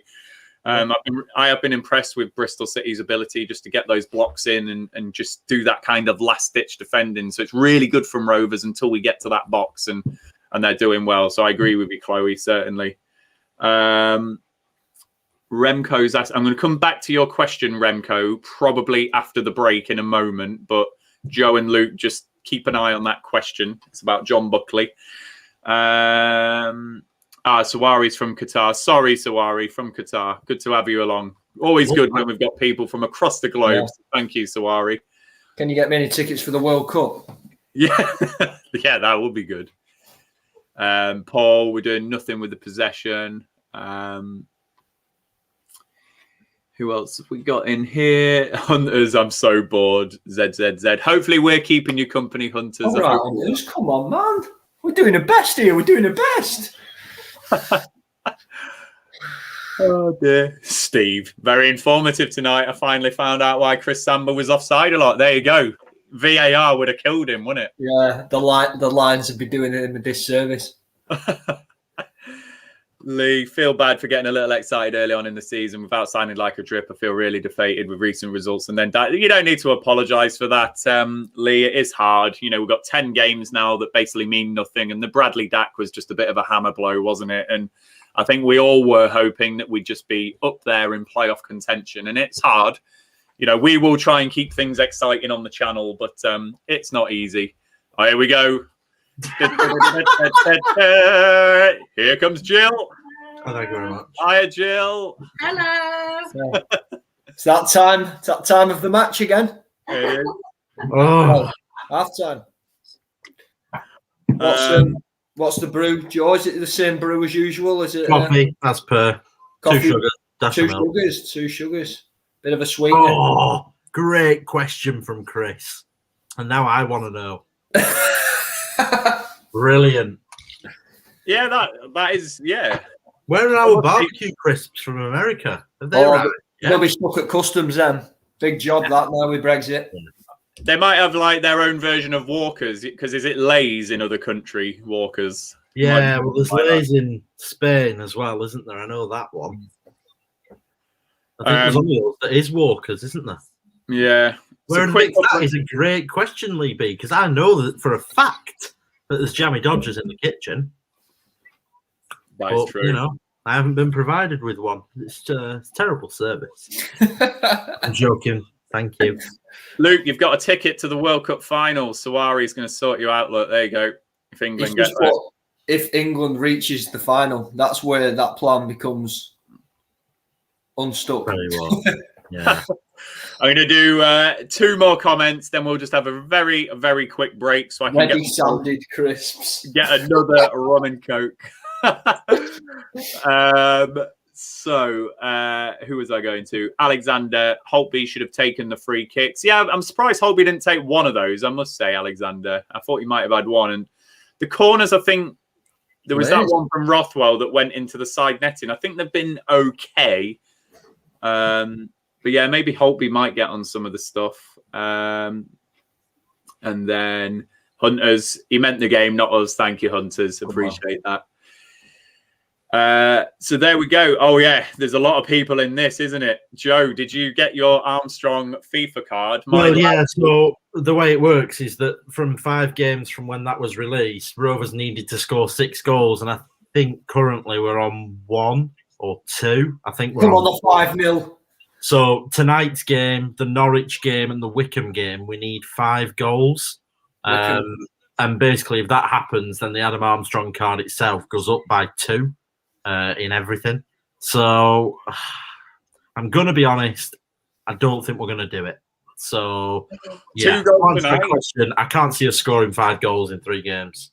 Well, 2 and a half tonight, 1 against Norwich, 2 against Wycombe. It's on, Joe. It's on. Come in. He's just telling you what the spirits are telling him. And he's getting the word. He's seen the glass as well. I love that glass. Oh, is it? Interesting. Skull. Dead man's fingers glass. Yeah. Decent that. Right then, we will give everyone a very, very quick break. Very, very quick. We will be back. Let's try and say 46 minutes. I'm going to try and get in and out of the house in 3 minutes. We will be back at about 20:46 UK time. We will be back very shortly, Rovers fans. See you in a minute.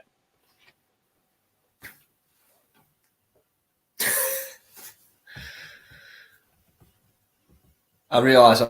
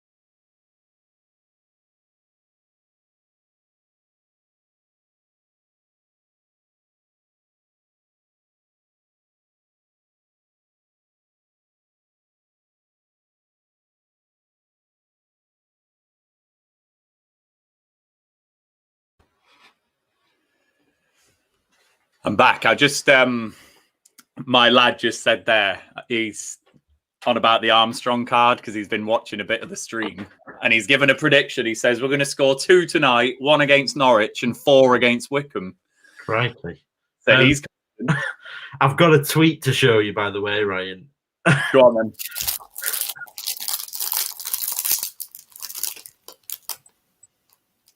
What? Wow. If anyone watching on Sky can verify the validity. Oh my God. But that is pretty funny. And we thought ours, our coverage went a little bit below the belt. Not at all. Not at all. You won't get mini magnums on Sky, I tell you that. I'm not far off now. A little bit more testing. We're getting closer to what we're looking for. Oh, yeah, look at that. That's smart. Just got to figure out what we're doing with... Hang on. If I get rid of the banner for a sec. Just got to try and figure out, because our name badges are currently hidden. So we'll have to figure that out at some point. Not a bad thing. But I reckon we'll get it sorted in time. Don't you? It's not a bad thing. After what we say, won't stick in court. We'll get there. Rovers are just about to kick off, actually. The football We game. are, yeah. So we time that to... We keep forgetting there's a game on. Yeah, we do. So those of you not watching, as Joe says, Adam Armstrong is about to get this second half underway. It was going to be Adam Armstrong. It's now Harvey Elliott. I don't know why they've switched. So we'll see. Is he shooting? No way. Jill, he looked like he was going to shoot then. Jill Joe would like a jammy dodger, if that's at all possible. You don't have to, don't worry. Oh, dear. Right, come on, Rovers. 2-0 on the way to that Armstrong card. It's happening. Let us know what you think, Rovers fans. I know some of you aren't feeling it tonight. It's going to happen. Yeah, if you're not feeling it, get yourself a mini magnum. This is outrageous. Can't beat a mini magnum. Are they the Aldi ones? Yeah. So good, aren't they? Oh, little almond one. What quality. You've eaten all of them? Oh, war has just started in the Harvey household. That's not. I haven't had a single one of them. Not You one. jammy dodger, Gilliam. That That's is, not a happy bunny, right? Absolutely in trouble. that is pretty poor.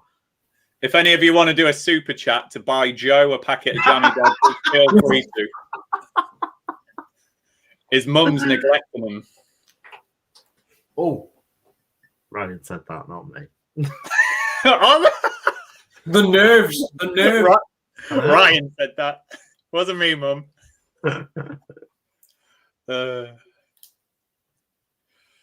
Oh, Ben the Boss Jackson, stop it. I tell you what, out of context, that could be clipped and used inappropriately. Oh, stop it, man. Yeah, they do sound good, those. Yes. This is fast running out, and he's pulled a trump card like that. Oh, hey, Lee. Jammy dodgers for Joe. Joe, if you're not, easy. Semenyo, back for G. Thank God for that. Joe, if you're not eating a full pack of jammy dodgers on the Norwich game, there's something horribly wrong now. Listen, Lee B, I'm going to tell you the truth right now. Despite what Ryan says, I've never seen a penny of the money that we get donated, okay? It's all for the channel. We're joking. We are joking, I promise you. We'll get on the blower to Dan. Oh, Paddy's come in as well. Much appreciated, though. Thank you very much. Paddy Lee, thank you for that. Really appreciate it. People must think you're wasting away, Joe. I know. I'm definitely not. You're getting inundated now with... Just £1 a stream could save a boy. Jammy Dodger deficit. Oh, here we go. The Jammy Dodger fundraiser is in full swing. Thank you, Em Outlaw. £2. Or €2. No. Just £1 could save a 𝐂𝐿𝐻𝐿 from starving. Hey, Dan, get the Jammy Dodgers out. Come on, Dan. Yeah, I think you're right, Lee. Dan has to donate a pack now. Let the people get what they have deserved with their kind donations. We all deserve some Jammy D's. Ryan, you should green screen the Jammy Dodger factory. Oh yeah, Shall I find a picture? Will I get in trouble? Dan, am I allowed to put Jammy Dodgers on a green screen? I don't want to get the channel taken down. I need verification from the bot. Just don't get branded ones. Yeah. Next, the YouTube channel will be Rovers Chat _ asterisks. Yeah. Oh dear. Willem Platt, are we still talking about Jammy Dodgers? Or is this back to the football? Yeah, because I don't mind a raspberry Jammy Dodger. I don't know if you've tried. Not too bad. A raspberry Dodger. Dan says I can go for it. Awesome. Oh, ball.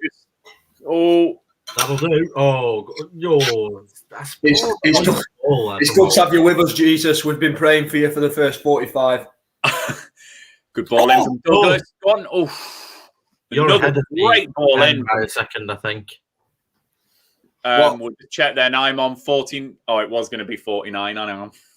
Great ball in from Barry Douglas, right onto the penalty spot area. Harvey Elliott just couldn't get it. Cleared for a corner. I'm on 49-10 now. Yeah.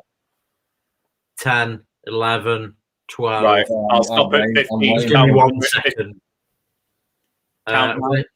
19, 20, 21, right. 22. Corner ball being played in. Howard Bellis there. Douglas cleared away now. Let me know when you're at 35. 35. All right, didn't want to play. I'm going to have to restart. Oh, thanks, Ben. Oh, Ben's getting into the get them Jammy Dodgers in. Right, I think that's the chat now. What's the best biscuit and why? We need to know. We've had some shouts. I would completely disagree with Byron. A custard cream. I think that's a fine shout. I'm not. A custard cream's all right, but that's like an economy Ryanair flight, and a Jammy Dodger is kind of more business class with British Airways kind of when thing. You're picking custard creams out your seat. What has my life become now? I'm Googling images of Jammy Dodgers, and there's a variety of designs. I never realized the difference in designs on the top of a Jammy Dodger before. People have eaten Jammy Dodgers from weird and wonderful places, I would imagine. This is, honestly, this is enlightening. I never realized there were that many designs on the top of a Jammy Dodger. Who knew? Google Jammy Dodger. Jesus, you're in front of us. You can see the future, being the guy that you are, but you are in front of us. Wagon wheels are going to be up there. That's a shout. Oh, that could be a ball. Oh, ref, free kick as well. What? Their way? Huh? What you on now? 55, 56. Yeah, banged on now. 58. Oreo, now that's a shout, Soiree. That is a shout. An Oreo is definitely more, business class. Maybe Emirates even. Maybe Emirates. Qatar Airlines. Oh! Yeah. Nice. Yeah. Very nice. Trying to think what my favourite biscuit is now. That's a real question. Mm. I like the penguin biscuit, not because of the biscuit, but simply the jokes are on my level. Oh dear. Oh, Kaminsky, never in doubt, son. I don't know. I'm pretty doubtful. Oh, what has he done? What is going on here? Schoolboy. Jesus. I tell you what, that was poor, wasn't it? I'll end the biscuit debate here with the answer to the question, and that's a Maryland cookie. Yeah. I tell you what, this is bad, and I don't. If my mother's watching tonight, I don't want the NSPCC to jump right on her. But when I was younger, we used to have brew and biscuits for breakfast, and that would consist of a packet of Maryland cookies and a cup of tea. Hey! Look at that, eh? Jacob Davenport, Jammy Dodger. Oh, look at that! You're being consumed by a Jammy Dodger. Look, we're all love at Rovers chat. we love Jacob Davenport. I once saw Martin Olsen, can't remember which one, getting boots at JD. Oh, thanks for your donation, Michael. You couldn't be more thank you, Michael. Great ball. Thank you, Michael. Love that. Oh, dear. Bourbon's is a good, solid, very good, solid biscuit. That's EasyJet. Do you know what I mean? That's, again, it's budget airline. Well, Bourbon? I think so. How dare you badmouth an institution like Bourbon? Well, come on. Use an airline then. Where would you put a Bourbon? In my mouth. In my mouth. I like Bourbons. That's getting clipped as well for the highlights package at the end of the season. Oh, good heavens. So we need to start from the bottom. We need to start from the bottom then, Joe. So Rich T has got to be like Ryanair. Yeah. I love this. Biscuit tiers. Are we putting Ryanair below EasyJet? I'm a Ryanair fan. They go to more places. Well, we'll do EasyJet as Rich T then. All right. Fair enough. That's probably talking like a plain digestive then as Ryanair. Where the fly do you come into this? Which one is Thomas Cook, i.e. no longer in business? Which biscuit is outdated? Ginger nut. Oh, that is controversial. It is. That is really, really controversial. I love how we got all these neutral fans going, who's going to win? Who's going to score next? Yeah. We're busy here, right? I should say, we do have a really dangerous free kick. Whipped in from the left. It's Adam Armstrong's headed it over the bar. It was not close, to be fair, but it was another good ball in. Barry Douglas, I think his deliveries have been all right tonight. Hey, I'll tell you what, the outdated biscuit is probably the party ring. One you don't see that often, but you're more than happy to, you know. From Cameron, we'll probably do a few of them, but we have got like a big charity summer quiz planned, like we did in the winter for the Salvation Army. So we'll have a few plans, but we'll get to that towards the end of the season, I think, when people are a little bit more bored. You've not sat through a Rovers game for 90 minutes because we're talking about biscuits here. I think it could be the playoff final and we'd find something menial to talk about. So yeah, could you imagine? Everyone's nervous and we're like, what's your favourite motorway? And Rovers have lost it in the 90th minute. They're not getting promoted and they cut over to us and we're just going, listen, the M61 is quality. It's a green laner. And you've got services to choose from. Abundance of choice. Now that's a ball. And that sums up football. So we're talking about the thing that we kick around now. I appreciate that, Matt. You have missed quite a lot.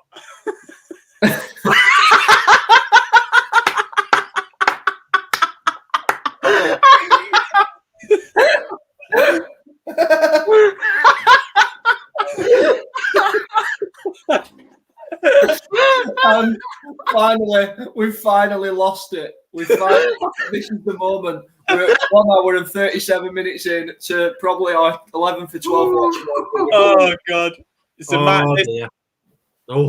Matt, this all stems from Joe was not. Oh, my green screen's tripping now as well. Joe was not provided with a biscuit with his halftime brew. So then we got onto the topic that, you know, Joe needed a Jammy Dodger providing. And then Jill said that they're all gone. So I just asked the Rovers fans to just search their hearts and search their feelings and contribute for the Jammy Dodger Fund to raise some money for Joe so he can buy a pack of Jammy Dodgers. And the Rovers fans answered the call. And we had quite a few super chats. And I've... put a giant Jammy Dodger behind me now. So Jammy Dodger? Jammy Dodger, yeah, I can't even talk. Yeah, I've just been sacked as well. It's unbelievable. It would seem that our leader and our messiah, SD, is a fan of the party ring. It's another foul from Mariappa.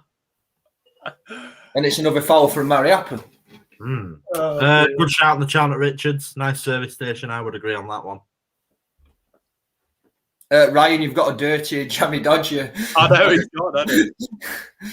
Let's sort the Jammy Dodger out. Come on, Jammy. You've got a soggy biscuit behind you there, Ryan. You need to sort that out. Oh. Hey, we'll have less of that chat on this channel. Get that sorted. Get the biscuit. If there's not a change.org petition for Jammy Dodgers for the Rovers chat crew, then I don't think we've got true loyal fans, really. Ryan's Dodger has mould on it. Tell me something I don't know, Lee. Story of my life. Meanwhile, the game's still going on. Still no goal all in one, I'm afraid. No, although that was a good chance. I think I've sorted me Dodger. Have I sorted me Dodger mould problem now? Yeah, Ryan's a borrower. Dodger's looking pretty nice, Ryan. I'd eat it. Thanks, Joe. We'll save the real chat for when we've stopped broadcasting. Oh. Steady on, boys. I feel like a third wheel here. Well, that's how these monogamous relationships work. So my prediction of a boring 0-0 is coming true tonight, lads. So what did you two predict tonight? I think I went for a 2-2. I went for a 3-1. And I actually went for 3-2. So it's all my fault. I'll take responsibility. Did someone say 2-2? We need cheering up. Ryan. Oh, what's Jill? It's the Jammy Dodger. He's found the wrong packet. So you have Real life Jammy Dodgers. To the few left. Yes, I couldn't Oh, the mess you've left. Joe's in heaven. Oh, that is a lovely surprise. now I need to start going behind these pallets and see what's We'll just let you know now, there's no refunds on donations. Amazon Prime. Yes. Yeah, that's what it was. She's nipped to the shop and everything. I can get rid of the Jammy Dodger now. Now we've actually heard the call. Your time is done. Nah. I'm sorry, Jim Green's talking football there as well, so it's worth answering that that comment. Oh, hang on then. Jim. Chance. Oh, poor ball. 74%. Yeah, Jim, it's we've seen this a lot, haven't we? Particularly earlier on in the season where, I think we were pretty happy with Rovers having better possession and creating more chances, etc., at points through this season. This is another one of those where Bristol City haven't really been a huge attacking entity, and you're just fearing that sucker punch, aren't you? So we have got Tyrese Dolan though, who maybe could just come on and cause some problems. He don't play for you, he plays for us. Ty Dolan. Still not as good as Jules, is it? Still not as good. Oh, what we got here? So subs, so Patch just pointing out, so O'Dowda and Walsh. So I know a bit more about O'Dowda, Patch. So tell us about Walsh though. Lovely. Get there. Nice. Oh, I'm lucky. For me, I would say that Holtby has been so uninvolved in this game. Do you know what? I forgot he were playing then until you've just mentioned that, to be honest. Oh dear. No, let's save Tommy K. Oh, did you not get the memo, mate? We've got him. We've got him. So that was a chance there for Masengo. So a drive down the left-hand side from Naki Wells pulls it back to the edge of the box. It wasn't Masengo. I thought it was Casey Palmer, but then they showed Masengo. It was Casey Palmer on the edge of the box. Hit Casey it Palmer. Right at Kaminsky. Say it again, Luke. I like that impression. It's Casey Palmer. Simon, thank you. Thank you as well for your donation, Simon. Really appreciate it. What's he called? Pardon my ignorance. What's the Swansea fan called? Reese, is it? Mm. Yeah, Reese, the Swansea fan on the. Oh, I see. On his watch along against Bristol City. He's been made famous by the older Kissy Palmer. Buy yourself a Cadbury Chomp. Yeah, see, Si, that's why Si's come in. He wants you to buy a real biscuit. That's why he's Chomp. He's 5 minutes started going a lot longer. Long balls forward constantly. It's not working. I think 2 minutes. they're getting themselves back in this game now. We're just hoofing it. Yeah, we're at real risk of almost an exact carbon copy of the other game. Jesus Christ! I want to look at again. Bradley Johnson has just got his axe out and his lumberjack. I hope he's taking his foot away there. Sessegnon's the one driving down the left, gets into the box. So it's a couple of little tricks from, just jinking. Oh, that's clumsy. That's clumsy. Sessegnon's done Johnson a favour there by jumping over his leg. So, that was not clever from Bradley Johnson. It's gone out for a corner. We're 64 or 63 minutes in now. Corner for Bristol City. So as Joe and Luke have just said, Bristol City just slowly getting into this game now. So the 6-yard box is loaded with loads of players in there. Kaminsky's going to have... Oh, he's done very well there, Kaminsky. He was crowded. Tips it over the bar for another corner. Yeah, players all around him there. I mean, Nucky Wells has got no interest in going for the ball, backing into Kaminsky there. So he's done very well. Scott is rallying the troops on Twitter. Get on the Rovers chat watch along if you haven't already. It's clearly a good one tonight. Get involved. Thanks, mate. Cheers, Scotty. Anybody you want to see come on, guys, substitutes wise? What do you think? Corner's been played in. It's good. Got to bring Dolan on to just inject a bit of energy up there, I think. Who was that, sorry? Bring Dolan on, inject a bit of energy. I think Buckley to try and open them up a little bit more as well, just to get Holtby out this game. I don't think it's been a game for Holtby, really. So, yeah, Dolan and Buckley for me. Yeah, I'd agree. Definitely Dolan. Definitely. Interesting that Lansbury's going off. Jill makes a really fair point. Chomp is not a biscuit. It's certainly not. But the point I was going to say about Chomp before that chance, I remember when they were 10p. So I hope they're not 79p. Oh, Ryan, we need to wish happy birthday to your next door neighbour. Oh, yeah, Lenny. Yeah, my 90-year-old neighbour. What an absolute hero. 90 years old. He's, great. Happy birthday, Lenny. Born on St. Patrick's Day as well. He's from Barbados. He's an absolute lad. You would think he was 30, not 90. Brilliant. Awesome guy. I don't think we've got Trav on the bench, Ollie, so perhaps Tribal instead. Scotty's been lurking in the comments. Keep doing the drum of support on Twitter for us, Scotty. This game is slipping away from us, isn't it? It is slipping away, definitely. Story of our season, Joe.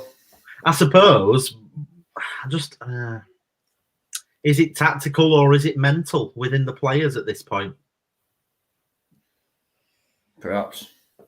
I just wonder whether it's still 0-0 and they start to panic, or is it that other teams get to 0-0 at 60 minutes against us and think, right, now we're going to get them? Yeah. And with our record with going behind, that's a really good tactic. You just set your team up to say, doesn't matter when you score. If you score, you've won the game. So just relax. Oh, dear. Palmer, 25 yards out. He just cut inside, right-footed shot. It's going low into Kaminsky's right-hand side. It's a comfortable save, but Palmer did hit that with some power. These are the positions we can't afford Casey Palmer. He's not really been in those positions all game. So we need to really cut that out. Harvey Elliott's dropping back into defensive midfield here. I think we're going to start to lose our shape a bit as we try and get a grip on this game again now. I think we've lost our shape here. I would much rather us keep a nice, solid, rigid shape and see the game out 0-0 and say, oh, God, the final ball needs to be better, than lose the shape, push 20 men forward. I know that's not possible, but push everybody forward and then lose it. Do you know what I mean? And that's what we'll do. We'll push men and men forward. We'll bring on attackers and we'll lose it 1-0. And we could have just drawn 0-0 if we just solidified things. And yes, it's not an amazing result, but it's a point on the board. Here we go. No chance. Holtby in behind. Armstrong's there. Holtby. Hi, Sebastian, darling. Thanks for joining us, by the way.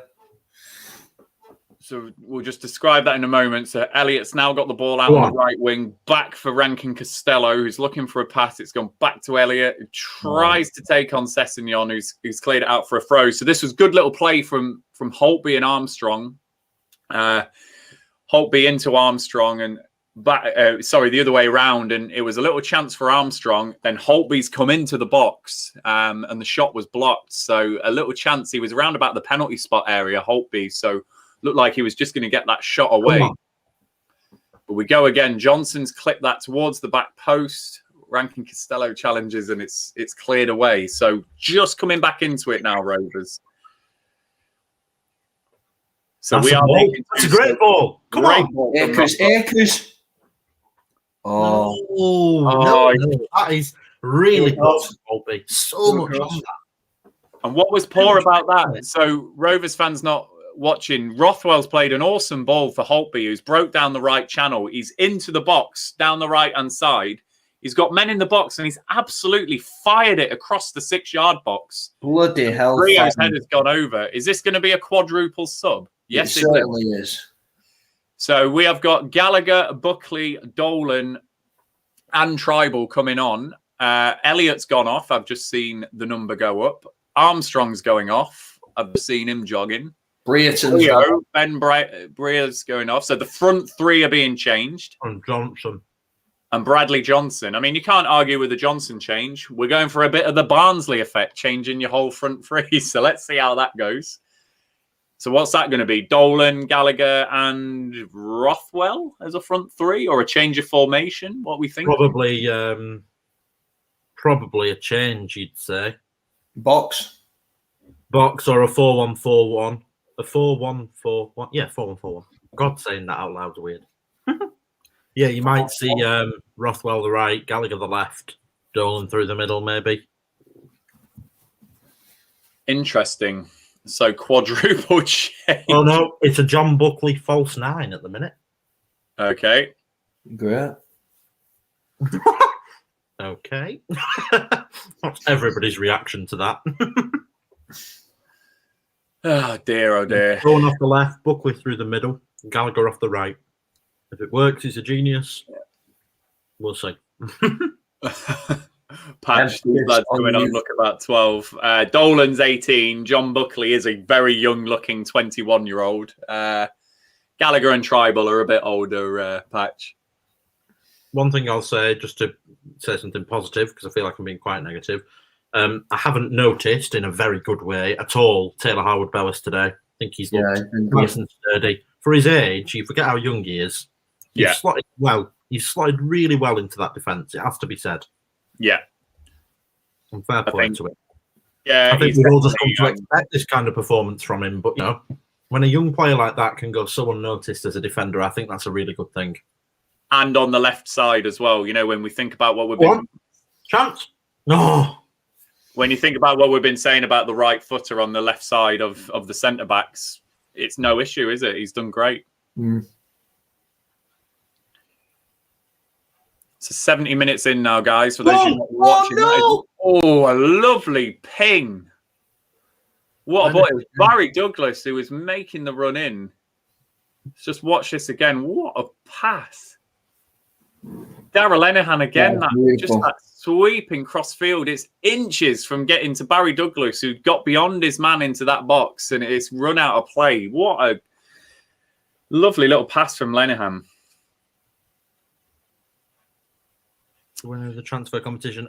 Chris, that'll be Thursday, Friday. Just been a little bit too busy, really. I'll probably start the voting late tomorrow, probably announce it over the weekend, and it'll just be over the next few days. If anybody wants to enter, just go onto the Rovers Analytics account, have a look what's going on there, and give it a go.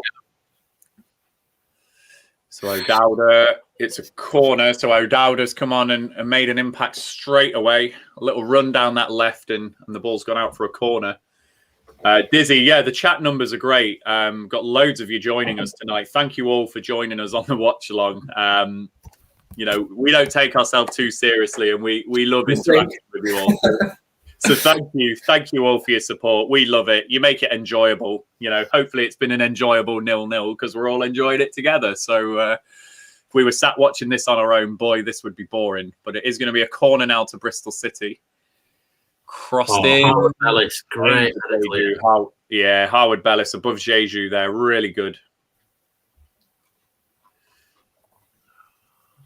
Oh, great tackle. Who's that? Fair play to Holtby, I think. Holtby, yeah. Because I have slated him, although it's not the best ball forward from him, but it is Dolan, so, you know, he's not going to lose it.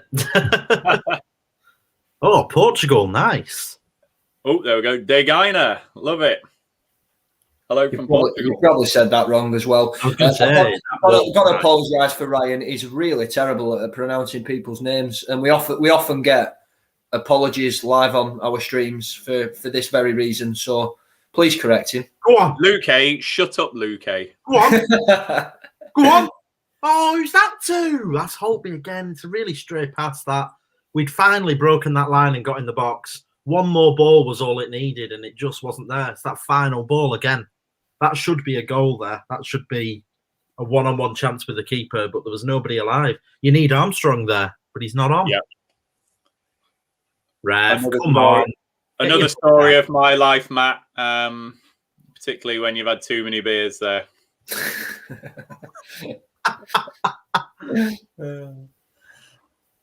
Oh, dear. Who's done? This isn't a sub who's injured again after what happened. It's Joe Roth, isn't it? Rothwell, is it? It's a foul, that. It should be a yellow card, that, for me. Cynical. It was cynical. Casey Palmer on Rothwell. Well, he's jealous, isn't he? Because Rothwell can play in this side and look pretty decent in case Palmer never could. So It's Casey Palmer. Palmer. Very high line here for this free kick. Our set piece delivery has been terrible today, really. We've done nothing with these chances. So Rothwell from that free kick pinged it in. O'Leary comes out and punches. And is there a little break on now? I'm watching O'Dowda. He's got a pass on if they play that. Oh, no, there is someone back. Oh, lovely. Ring from Bazadi. I got scared then. I thought O'Dowda had the run. There we go. Buckley. So we're coming up to the 75-minute mark now, Rovers fans. I'll tell you what, for a nil, we're welcoming some global audience for this 0-0. It's as exciting as you will get this. Oh, wow, Hickmet, that's quite extreme. It really is. You enjoy yourself, sunshine. Knock yourself out, as they say. Yeah, don't show us your setup. Oh, what a helmet. I've got this screen for the game, this screen for you guys, and this screen for someone else. Steve's comment has tickled me. Oh.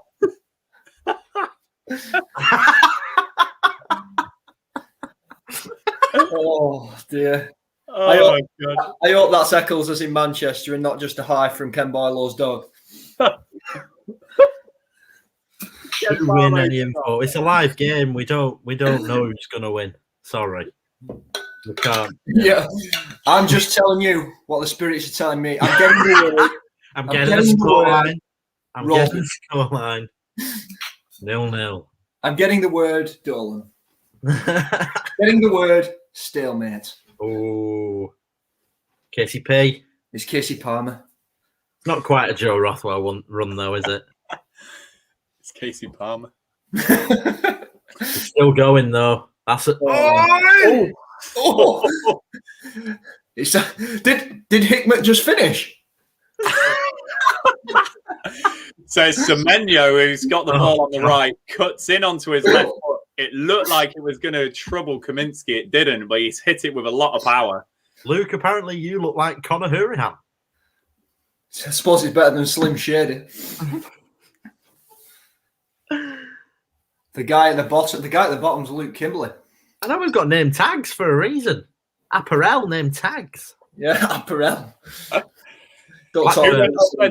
Zach Viner. Rovers.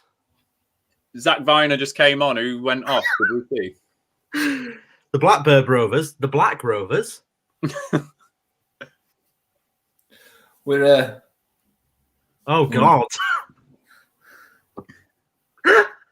Oh dear Lord. We're not reading that out. That's a ball. That's a Gallagher. D is for Dolan. Oh, that's too much on it. Really good leave, that, to be fair, but I'm from Brazil, go Blackbird Rovers. Yeah. That's the second time. It's Blackburn. And we're not the Black Rovers, Franklin. We had this in the I'm Brentford a decent game. playmaker, I'll have you know. Java, what? Whoa. Have a timeout, my friend. Have a timeout. No need. We had this in the Brentford game. Another good biscuit. Another good biscuit and great advice, Joe. Oh, and it's a great coding language as well. We did have this in the Brentford game where we just had this explosion of randomness. Hurricane Mount in one. On FIFA. Oh, yeah. Oh. Yeah, I assume we've got a few here for the Armstrong situation. I'm bringing that comment up. Oh, God. Good heavens! I think Are you a Corinthians fan or a Palmeiras fan? there's a South Park meme for that, isn't there? Yes, the Randy Marsh one. There certainly is.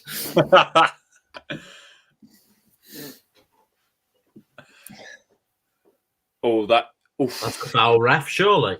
It was a foul. Jeju was fouling Lenihan, but we have got it clear. But Bristol City. You're going to make the old man sore, Hickman. Give it a rest. Willem Tomlinson's with us. What? That's it. Made me wash your old man in the sink. What your dad? Who wins? Why are you all asking us who's going to... We don't know. It's a live game. I love it when you get angry, Joe. I'm supposed to know. Pause the stream, and then we'll look like we're telling time. Penrith. Oh, jeez. Oh, come on, Ty. Right, no chance. Little break. Rankin get up Costello coming over the halfway line. Let's go. Where's the options? Oh. Bristol City got back in well. You know, they got 7 people back straight away there. Loads of Rovers players run forward, but they all run in a straight line and stood with defenders. Nobody came for him. Options, Joe. It's a fine choice of instant hot chocolate. Love that comment from 𝐿𝐄𝐄𝐄𝐓. press your caps lock button. My iFollows dropped in quality. It's fuzzy. What's the score for Saturday? Hang on. I'm getting a word. Michael Hickman, give us a wave. I keep thinking you're saying Hignett, and I'm like, Craig Hignett. Craig, get it, chat. You'll love it. We had to ban Craig Hignett from Rovers chat because he kept threatening to masturbate. Welcome to Rovers chat roulette. If you like Rovers chat, you'll love Rovers chat live. Oh, that's our ball. It is as well. Who win any info? Jim. Well, if you look at the Rovers fans warming up, it'd be 23 all round. Rovers players. Your mother's worried about the E numbers that you're consuming, Joe. Well, she'd had half the pack, so he's not going to sleep tonight. Now he's going to be up late on his electronic devices. I know. I've got a scheduled call with Hickmet, so Ready. keep it in. Excuse me. That was not the right comment, Joe, at that point. Calimero, we feel the exact same way. Oh, yes, and there it is. Oh, is it? He's had a rubbish game, and that's big chance. John, lovely ball from John. Brilliant, great control. To be fair, by Holtby, that was behind him. Gets it onto his left foot. He's 6 yards out. What a ball! Sorry, he's 6 yards out. Ryan, say that again. Say that again, Ryan. How far out was he? The Rovers Chat. Rovers Chat YouTube channel is proudly sponsored by. You stole me thunder. Just think of that chance. Think of Sterling. Think of Sterling World Cup versus Italy. The Rovers Chat YouTube Chanel. Oh, what a chance from Holtby, though. Go on, Gallagher. Not giving it. Yeah, those of you not watching, that was a chance for Lewis Holtby there. You know, he should have scored that. Yeah, that was our big chance today. Boom! That was Sterling. That was Sterling versus Italy World Cup. Side net. Did you think it was in? Sebastian beef hula hoops are the best crisps. Yeah, because with a meal deal at Co-op as well, they do a big giant pack of them with the meal deal as well. So you know, value for money as well with a beef hula hoop. Yeah, you know, suitable for bigger fingers. Oh god! 6 yards out. That's a tap in for Chris.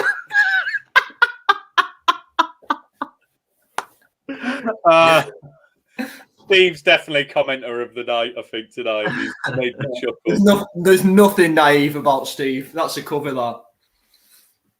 One Blackburn from Italy. Oh, nice. Hello, Pintus. Oh, don't worry, Si. We didn't miss it. I clocked it. We didn't get any interruptions today, so I'm pretty happy. You didn't tell us. Well, you know, I don't want to plug it every time. I'm not a sponsor of the channel, so, you know, it would be pretty scrounging. Yeah, he's not a sponsor of the channel. He's just Dan Park's agent. Well, exactly. Oh, go on, playing. Go on, Don. Come on. Tie. Tai. Where's he from? Oh, hello. Hello. Nice. Not as nice.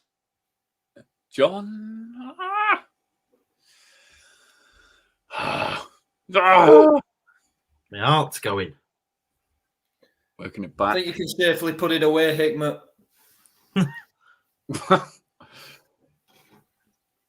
Coming up to because we can't put it away, I'm afraid.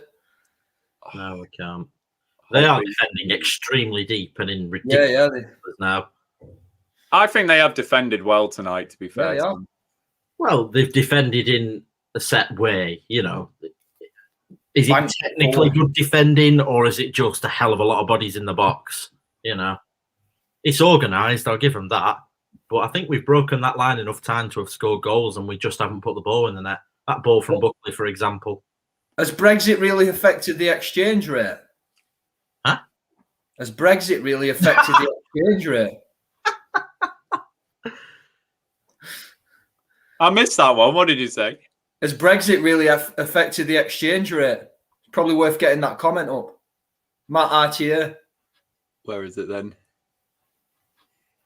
Matt, is it higher up? Where is it? No, it's near the We're bottom. just ignoring that really good shot from 𝐒𝐿𝐄 there that was saved well. And yeah. Oh, sorry, here we go. Great save from Kaminsky. Hit the post, that. Oh, it has hit the post. Sorry, Luke diverted my attention. So the ball broke to 𝐒𝐄. He's hit it on the half volley. It's gone central but swerving, and Kaminsky's dipped it onto the post. So corner for Bristol City now. 𝐒𝐄 again. Yeah. 𝐒𝐄.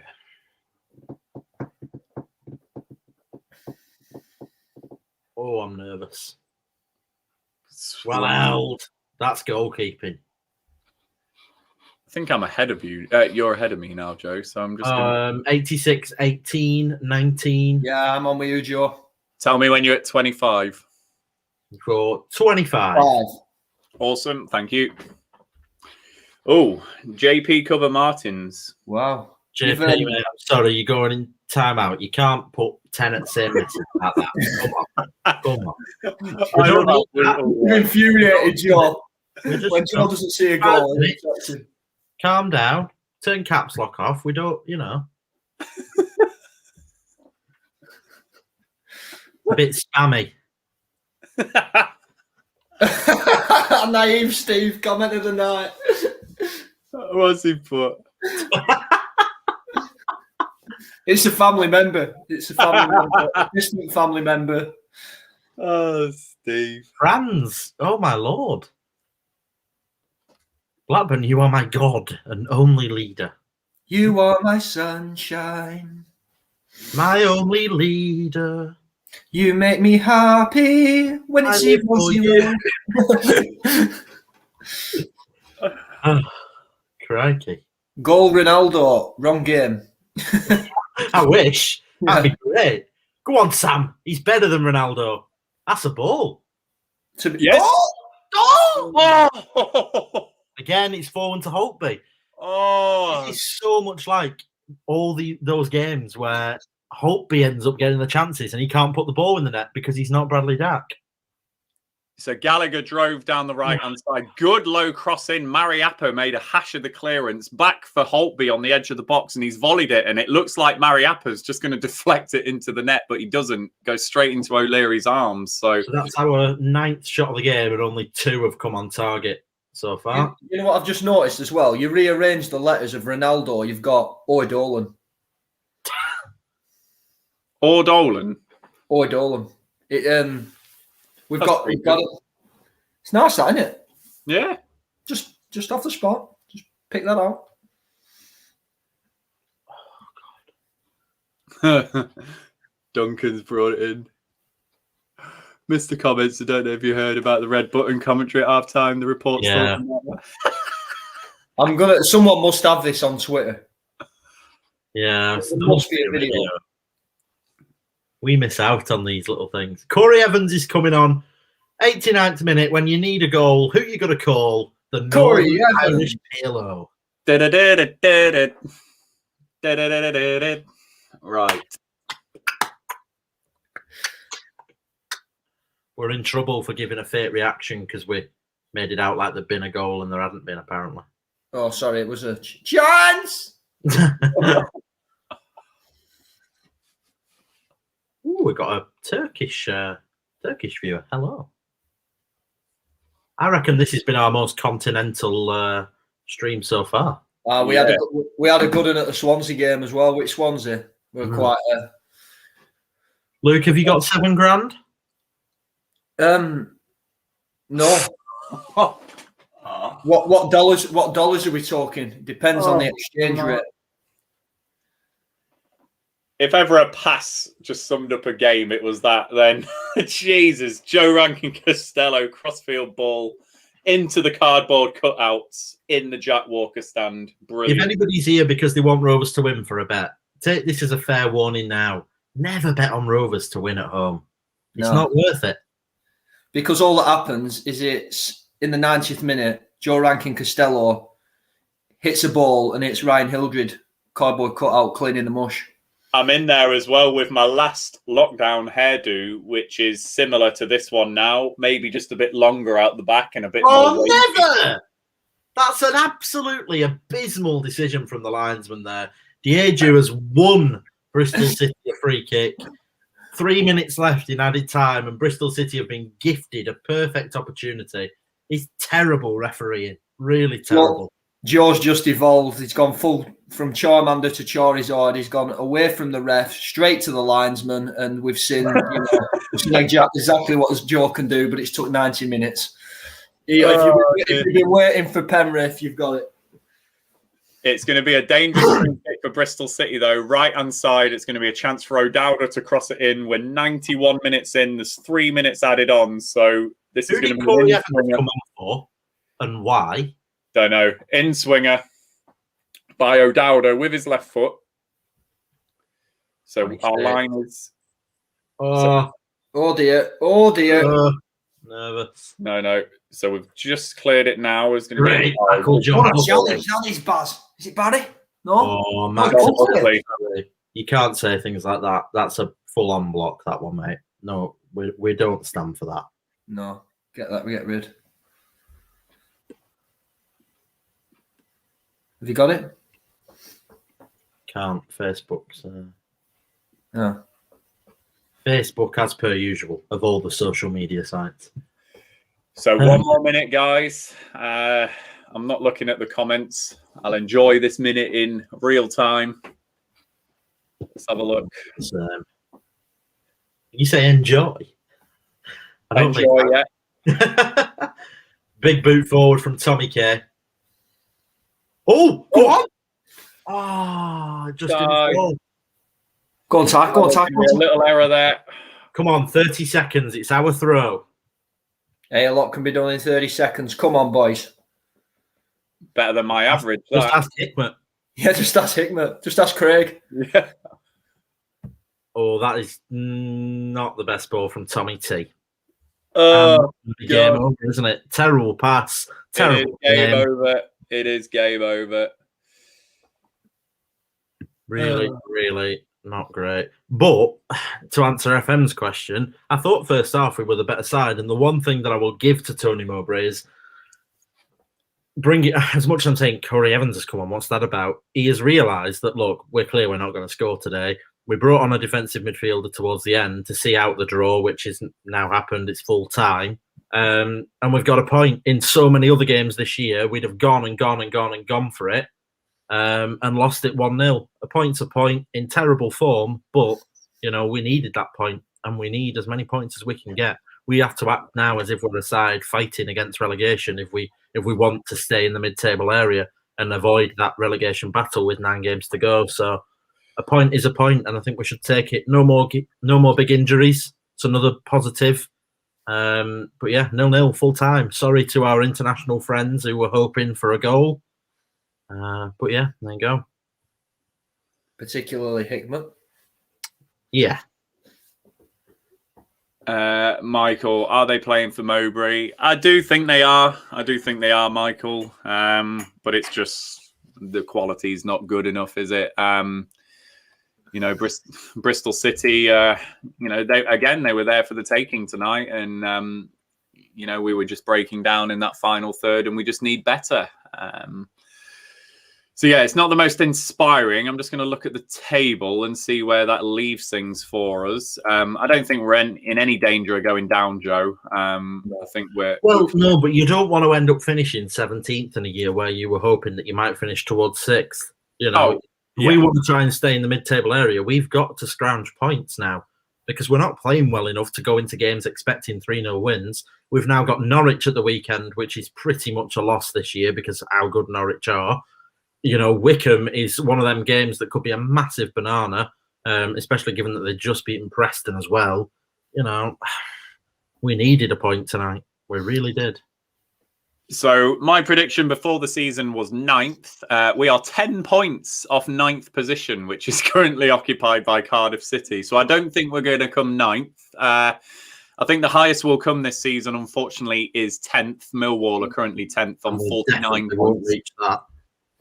We're 4 points off Millwall in 10th. So, we're going to be very, very much mid-table this season, Rovers. So, yeah, sadly, it's not going to be the most inspiring. Let us know what you think, Rovers fans, in the comments if you haven't already. So let's just have a look. Sebastian, thought you were the better team, but I'll take a point away. Yeah, it's a good point in context, Sebastian. Absolutely. Daniel, terrible watch at the moment. Another tenner wasted. Yeah, and this is Rovers are really going to struggle, Daniel, with this because now we've got dead rubbers. If it's going to be games like that, not everyone's tuning into a watch along. Not everyone has the benefit of being able to dispose with £10 every 3, 4, 5 days, whatever it is. So the club have got a problem if that's the way we're going to play, particularly with some of the figures that Steve Waggett was telling us about 𝐼𝐿𝐼 take-up. That could really crash through the floor if Rovers aren't careful, and cash flow will be very severe if we're not careful. Dave, 2/3 of the pitch, very good. Last third, not good enough. Dull one, really. It was dull. Absolutely. FM, I was kidding, of course. Was it right to play Armour? I think hopefully he's come through that unscathed, FM. So if he wasn't carrying an injury, if he's not been injured after this game, then yeah, it was right to play him. He's our top goal scorer, etc., etc.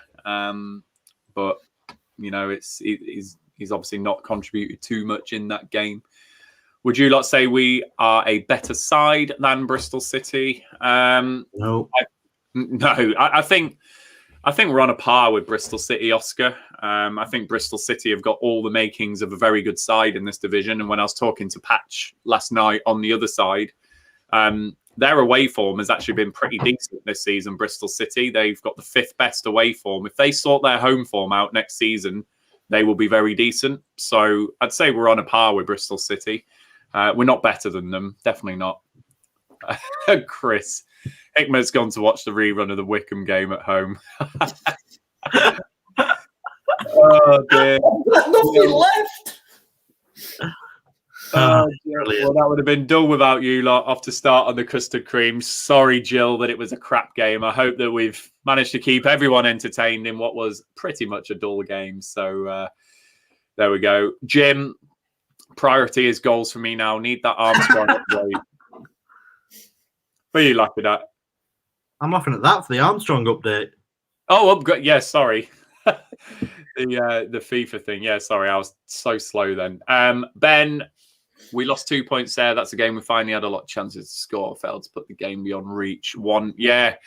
Ben, actually, let's just forget the Dack injury. Let's forget all this talk of, Mowbray getting a win against Millwall, etc. 1 win in 11 games is not a good run of form. We are away at Norwich on Saturday. That's likely to be 1 win in 12 games. That is not a good run. And I feel trapped as a fan, actually. I don't know what others think, and I don't know whether we should talk about this on the post-match stream, but that Bradley Dack injury has just played havoc with my mind because it's just messing with my expectations of what I'm thinking next season. Because if we do lose Armstrong, we're not going to replace Dack and Armstrong with our money and with our cash flow. So do I just accept the fact that next season we're not going to be making playoffs? And if that's what I'm accepting as a fan, then maybe Mowbray is the man to just carry on doing what he's been doing and bringing these youngsters through and things. So I feel really trapped. Luke, what do you think? Well, it's a very difficult one, isn't it? We clearly don't have an abundance of money. We're not rolling in cash. We've got a lot of young talent, and we seem to have blooded that over the past couple of seasons. And if that's the direction that we're going in, great. Who's the man to take that forward? That's way above my pay grade.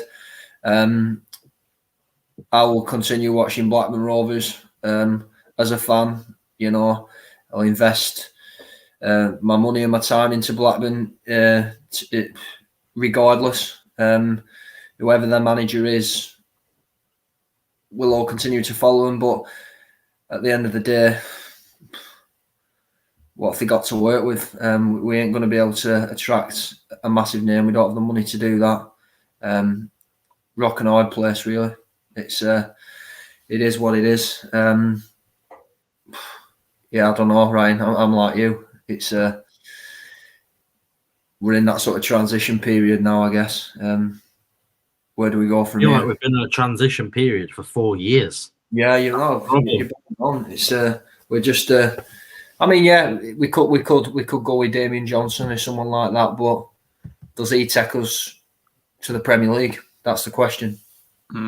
Does he do a better job than Mowbray? Yeah, he knows the young players, and yeah, he could maybe blood young players over a period of time and get us to a stable and exciting period. But with no Dack for half a season, probably no Armstrong for all of the season, significant amount of players leaving the club, 18 senior players contracted for next year.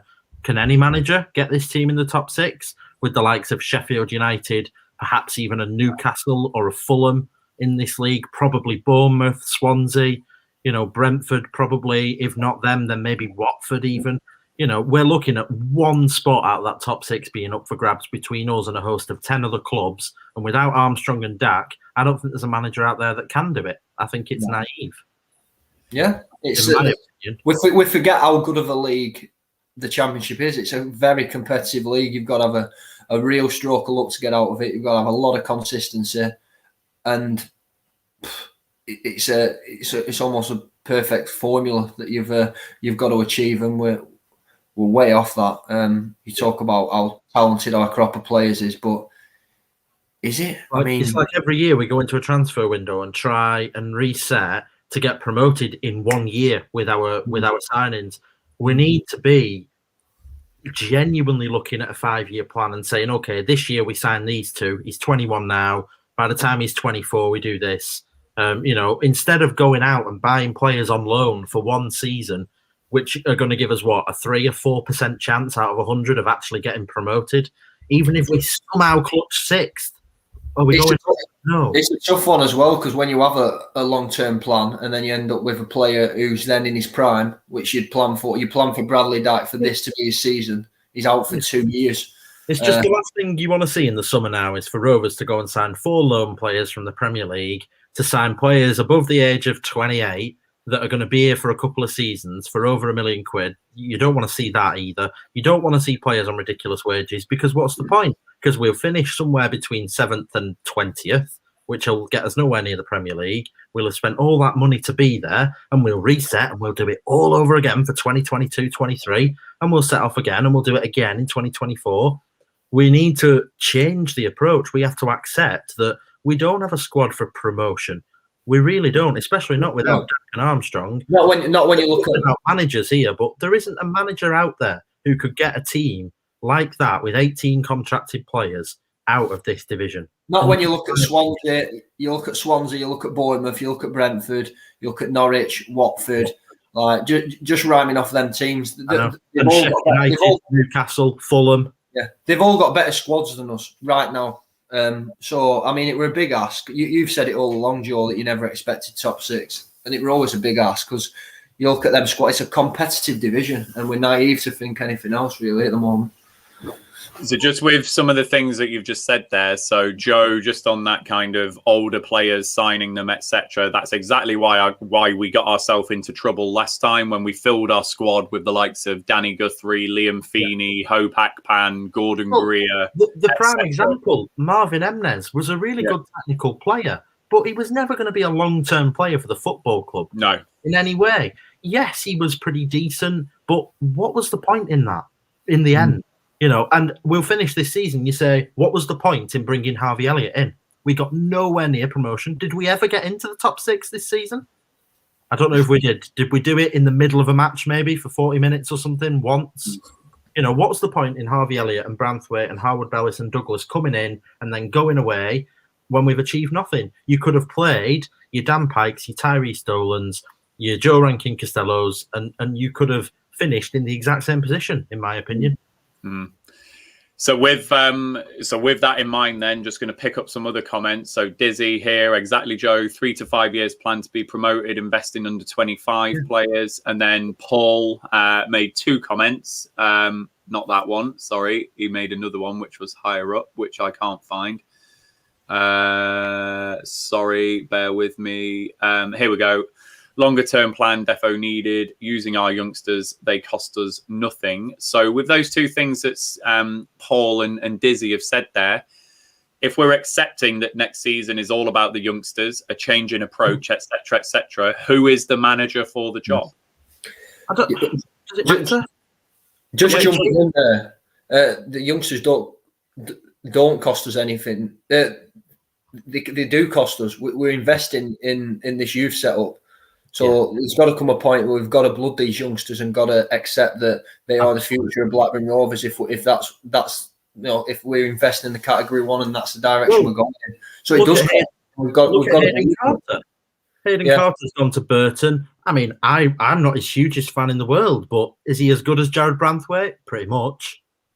Off what we've seen, I guess. Branthwaite's not.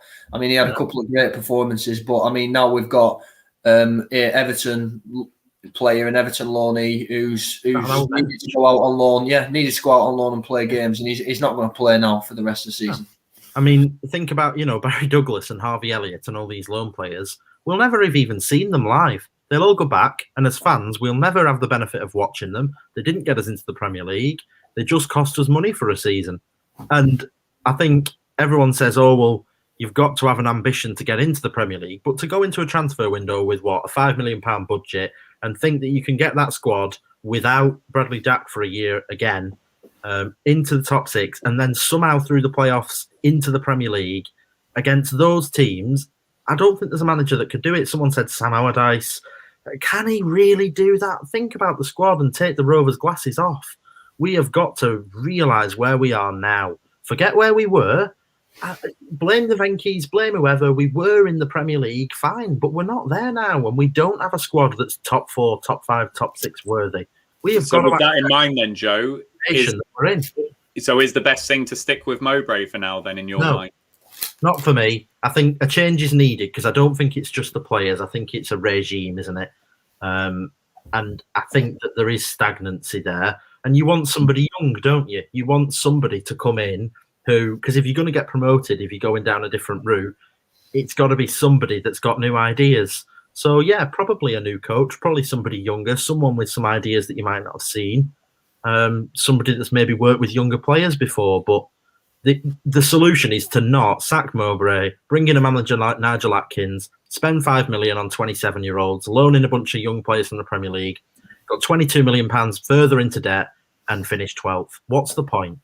Agreed. And this is where the club plan, the kind of business element of the club, establishing us as a trading club, using that academy, etc., this is where it now needs to come into its own. Like what we've seen with my favourite club, Barnsley, so that the managers rotate around what you're trying to do as a club. Yeah. This all hasn't happened because of Valérien Ismaël. He's come in and done a really good job. Absolutely. They are where they are on merit.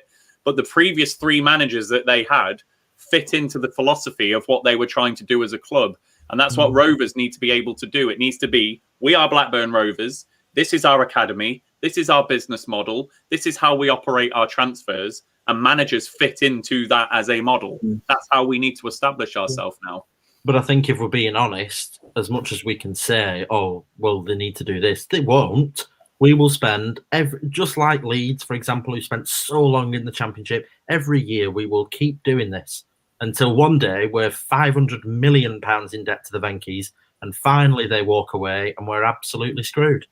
That, you know, it won't change. We can sit here and talk as much sense as we can, and people can agree with us in the comments, which is great, but the club are going to continue to go. Yeah, we can't impact that. It's like I say, it's above our pay grade. We can sit here and discuss it all day long, but we don't make them decisions. It's as simple as that. This summer is so predictable. We're just fans that we invest our emotions, our money, and our time into the club, and we will continue to do that regardless. But it's that's football, and that's where we are at the moment. Simple as that. And Joe, you bang on with everything you've said there, and I think most people in the comments agree as well. Yeah, they do. I've seen that. And Rick, just your comment. Yeah, it will limit the amount and type of managers, Rick, and it might be a manager that we've never heard of. And actually, I wouldn't be against that as a direction of travel. We've seen great success in this division with people who are allowed to have their own identity, fit into what clubs are trying to do. So, you know, there's a reason none of the names are attracting us as fans at the moment. And not many of us are agreeing on names apart from unlikely candidates in my mind, like Chris Wilder and people like that. We're never going to get him. So I actually do think the next Blackburn manager will either be someone like Damian Johnson, like what we've done before with Bowyer, or it will be a complete unknown, or someone who has a good season down in League One or League Two or whatever. You know, that's who I think our next manager will be. When that happens, I don't know. I wouldn't be against the unknown route. I really wouldn't. If it's someone that can use that academy really well and bring those ideas like Joe says. So there we go. A 0-0 game. What mug predicted 3-2? I'm really sorry, Rovers fans. I just knew that was going to happen. I absolutely bloody knew it. But I was genuinely hoping for a good game tonight. Between us, the three of us, we predicted 13 goals. We scored 0. Oh, madness. I just thought it was set up for a good attacking game tonight. So really sorry, Rovers fans. I hope that we've made your evening a lot more bearable watching that on the watch along. Thanks ever so much for your support on the watch along tonight, as you always do. For all of you that contributed into the Jammy Dodger Fund, we really appreciate your super chats as well. We'll get you on the fans wall. Joe will be eating a Jammy Dodger on Saturday. So we'll get that sorted for you. Yeah, thanks ever so much. If you're not subscribed to our YouTube channel, please hit that subscribe button. Please turn on all notifications by hitting that bell notification. And please give this video a like and all of our videos a massive like as well. A thumbs up. Don't get this for later as well. Yeah, I was just about to click on that. That was like magic. Naive Steve, get on. So, 15 minutes or so, we'll get the post-match live stream going. So about 10:04 do send a DM to @RoversChat_ and come and join us on the show, because, boy, I'm going to need some inspiration. How much do we talk about a 0-0 game? So please come and join us. Come and give us your views. We'll be delighted to have you. So Joe Luke, you are released from your shackles of talking about Rovers anymore on this Wednesday evening. I've got another 45 minutes to an hour to do that. Ooh, so wish me luck. Wish me luck. Enjoy. Thank you. All of you in the comments, thank you. Really nice, all of you that have said that we've provided you the entertainment. That is absolutely what we tried to do tonight. So I will leave you, as we always do, with two things. We have our sponsor message, Blue Rose Capital. We'll say a big goodbye to Joe and to Luke. And we will say hello to 6yardsout.com. And we will leave you with that message. See you later. Apparel.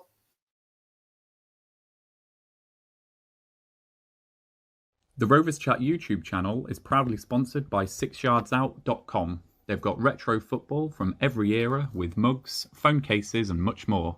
They also have plenty of Rovers goods including apparel with the famous 94-95 season and this season's kit. Check them out using the link in the description below.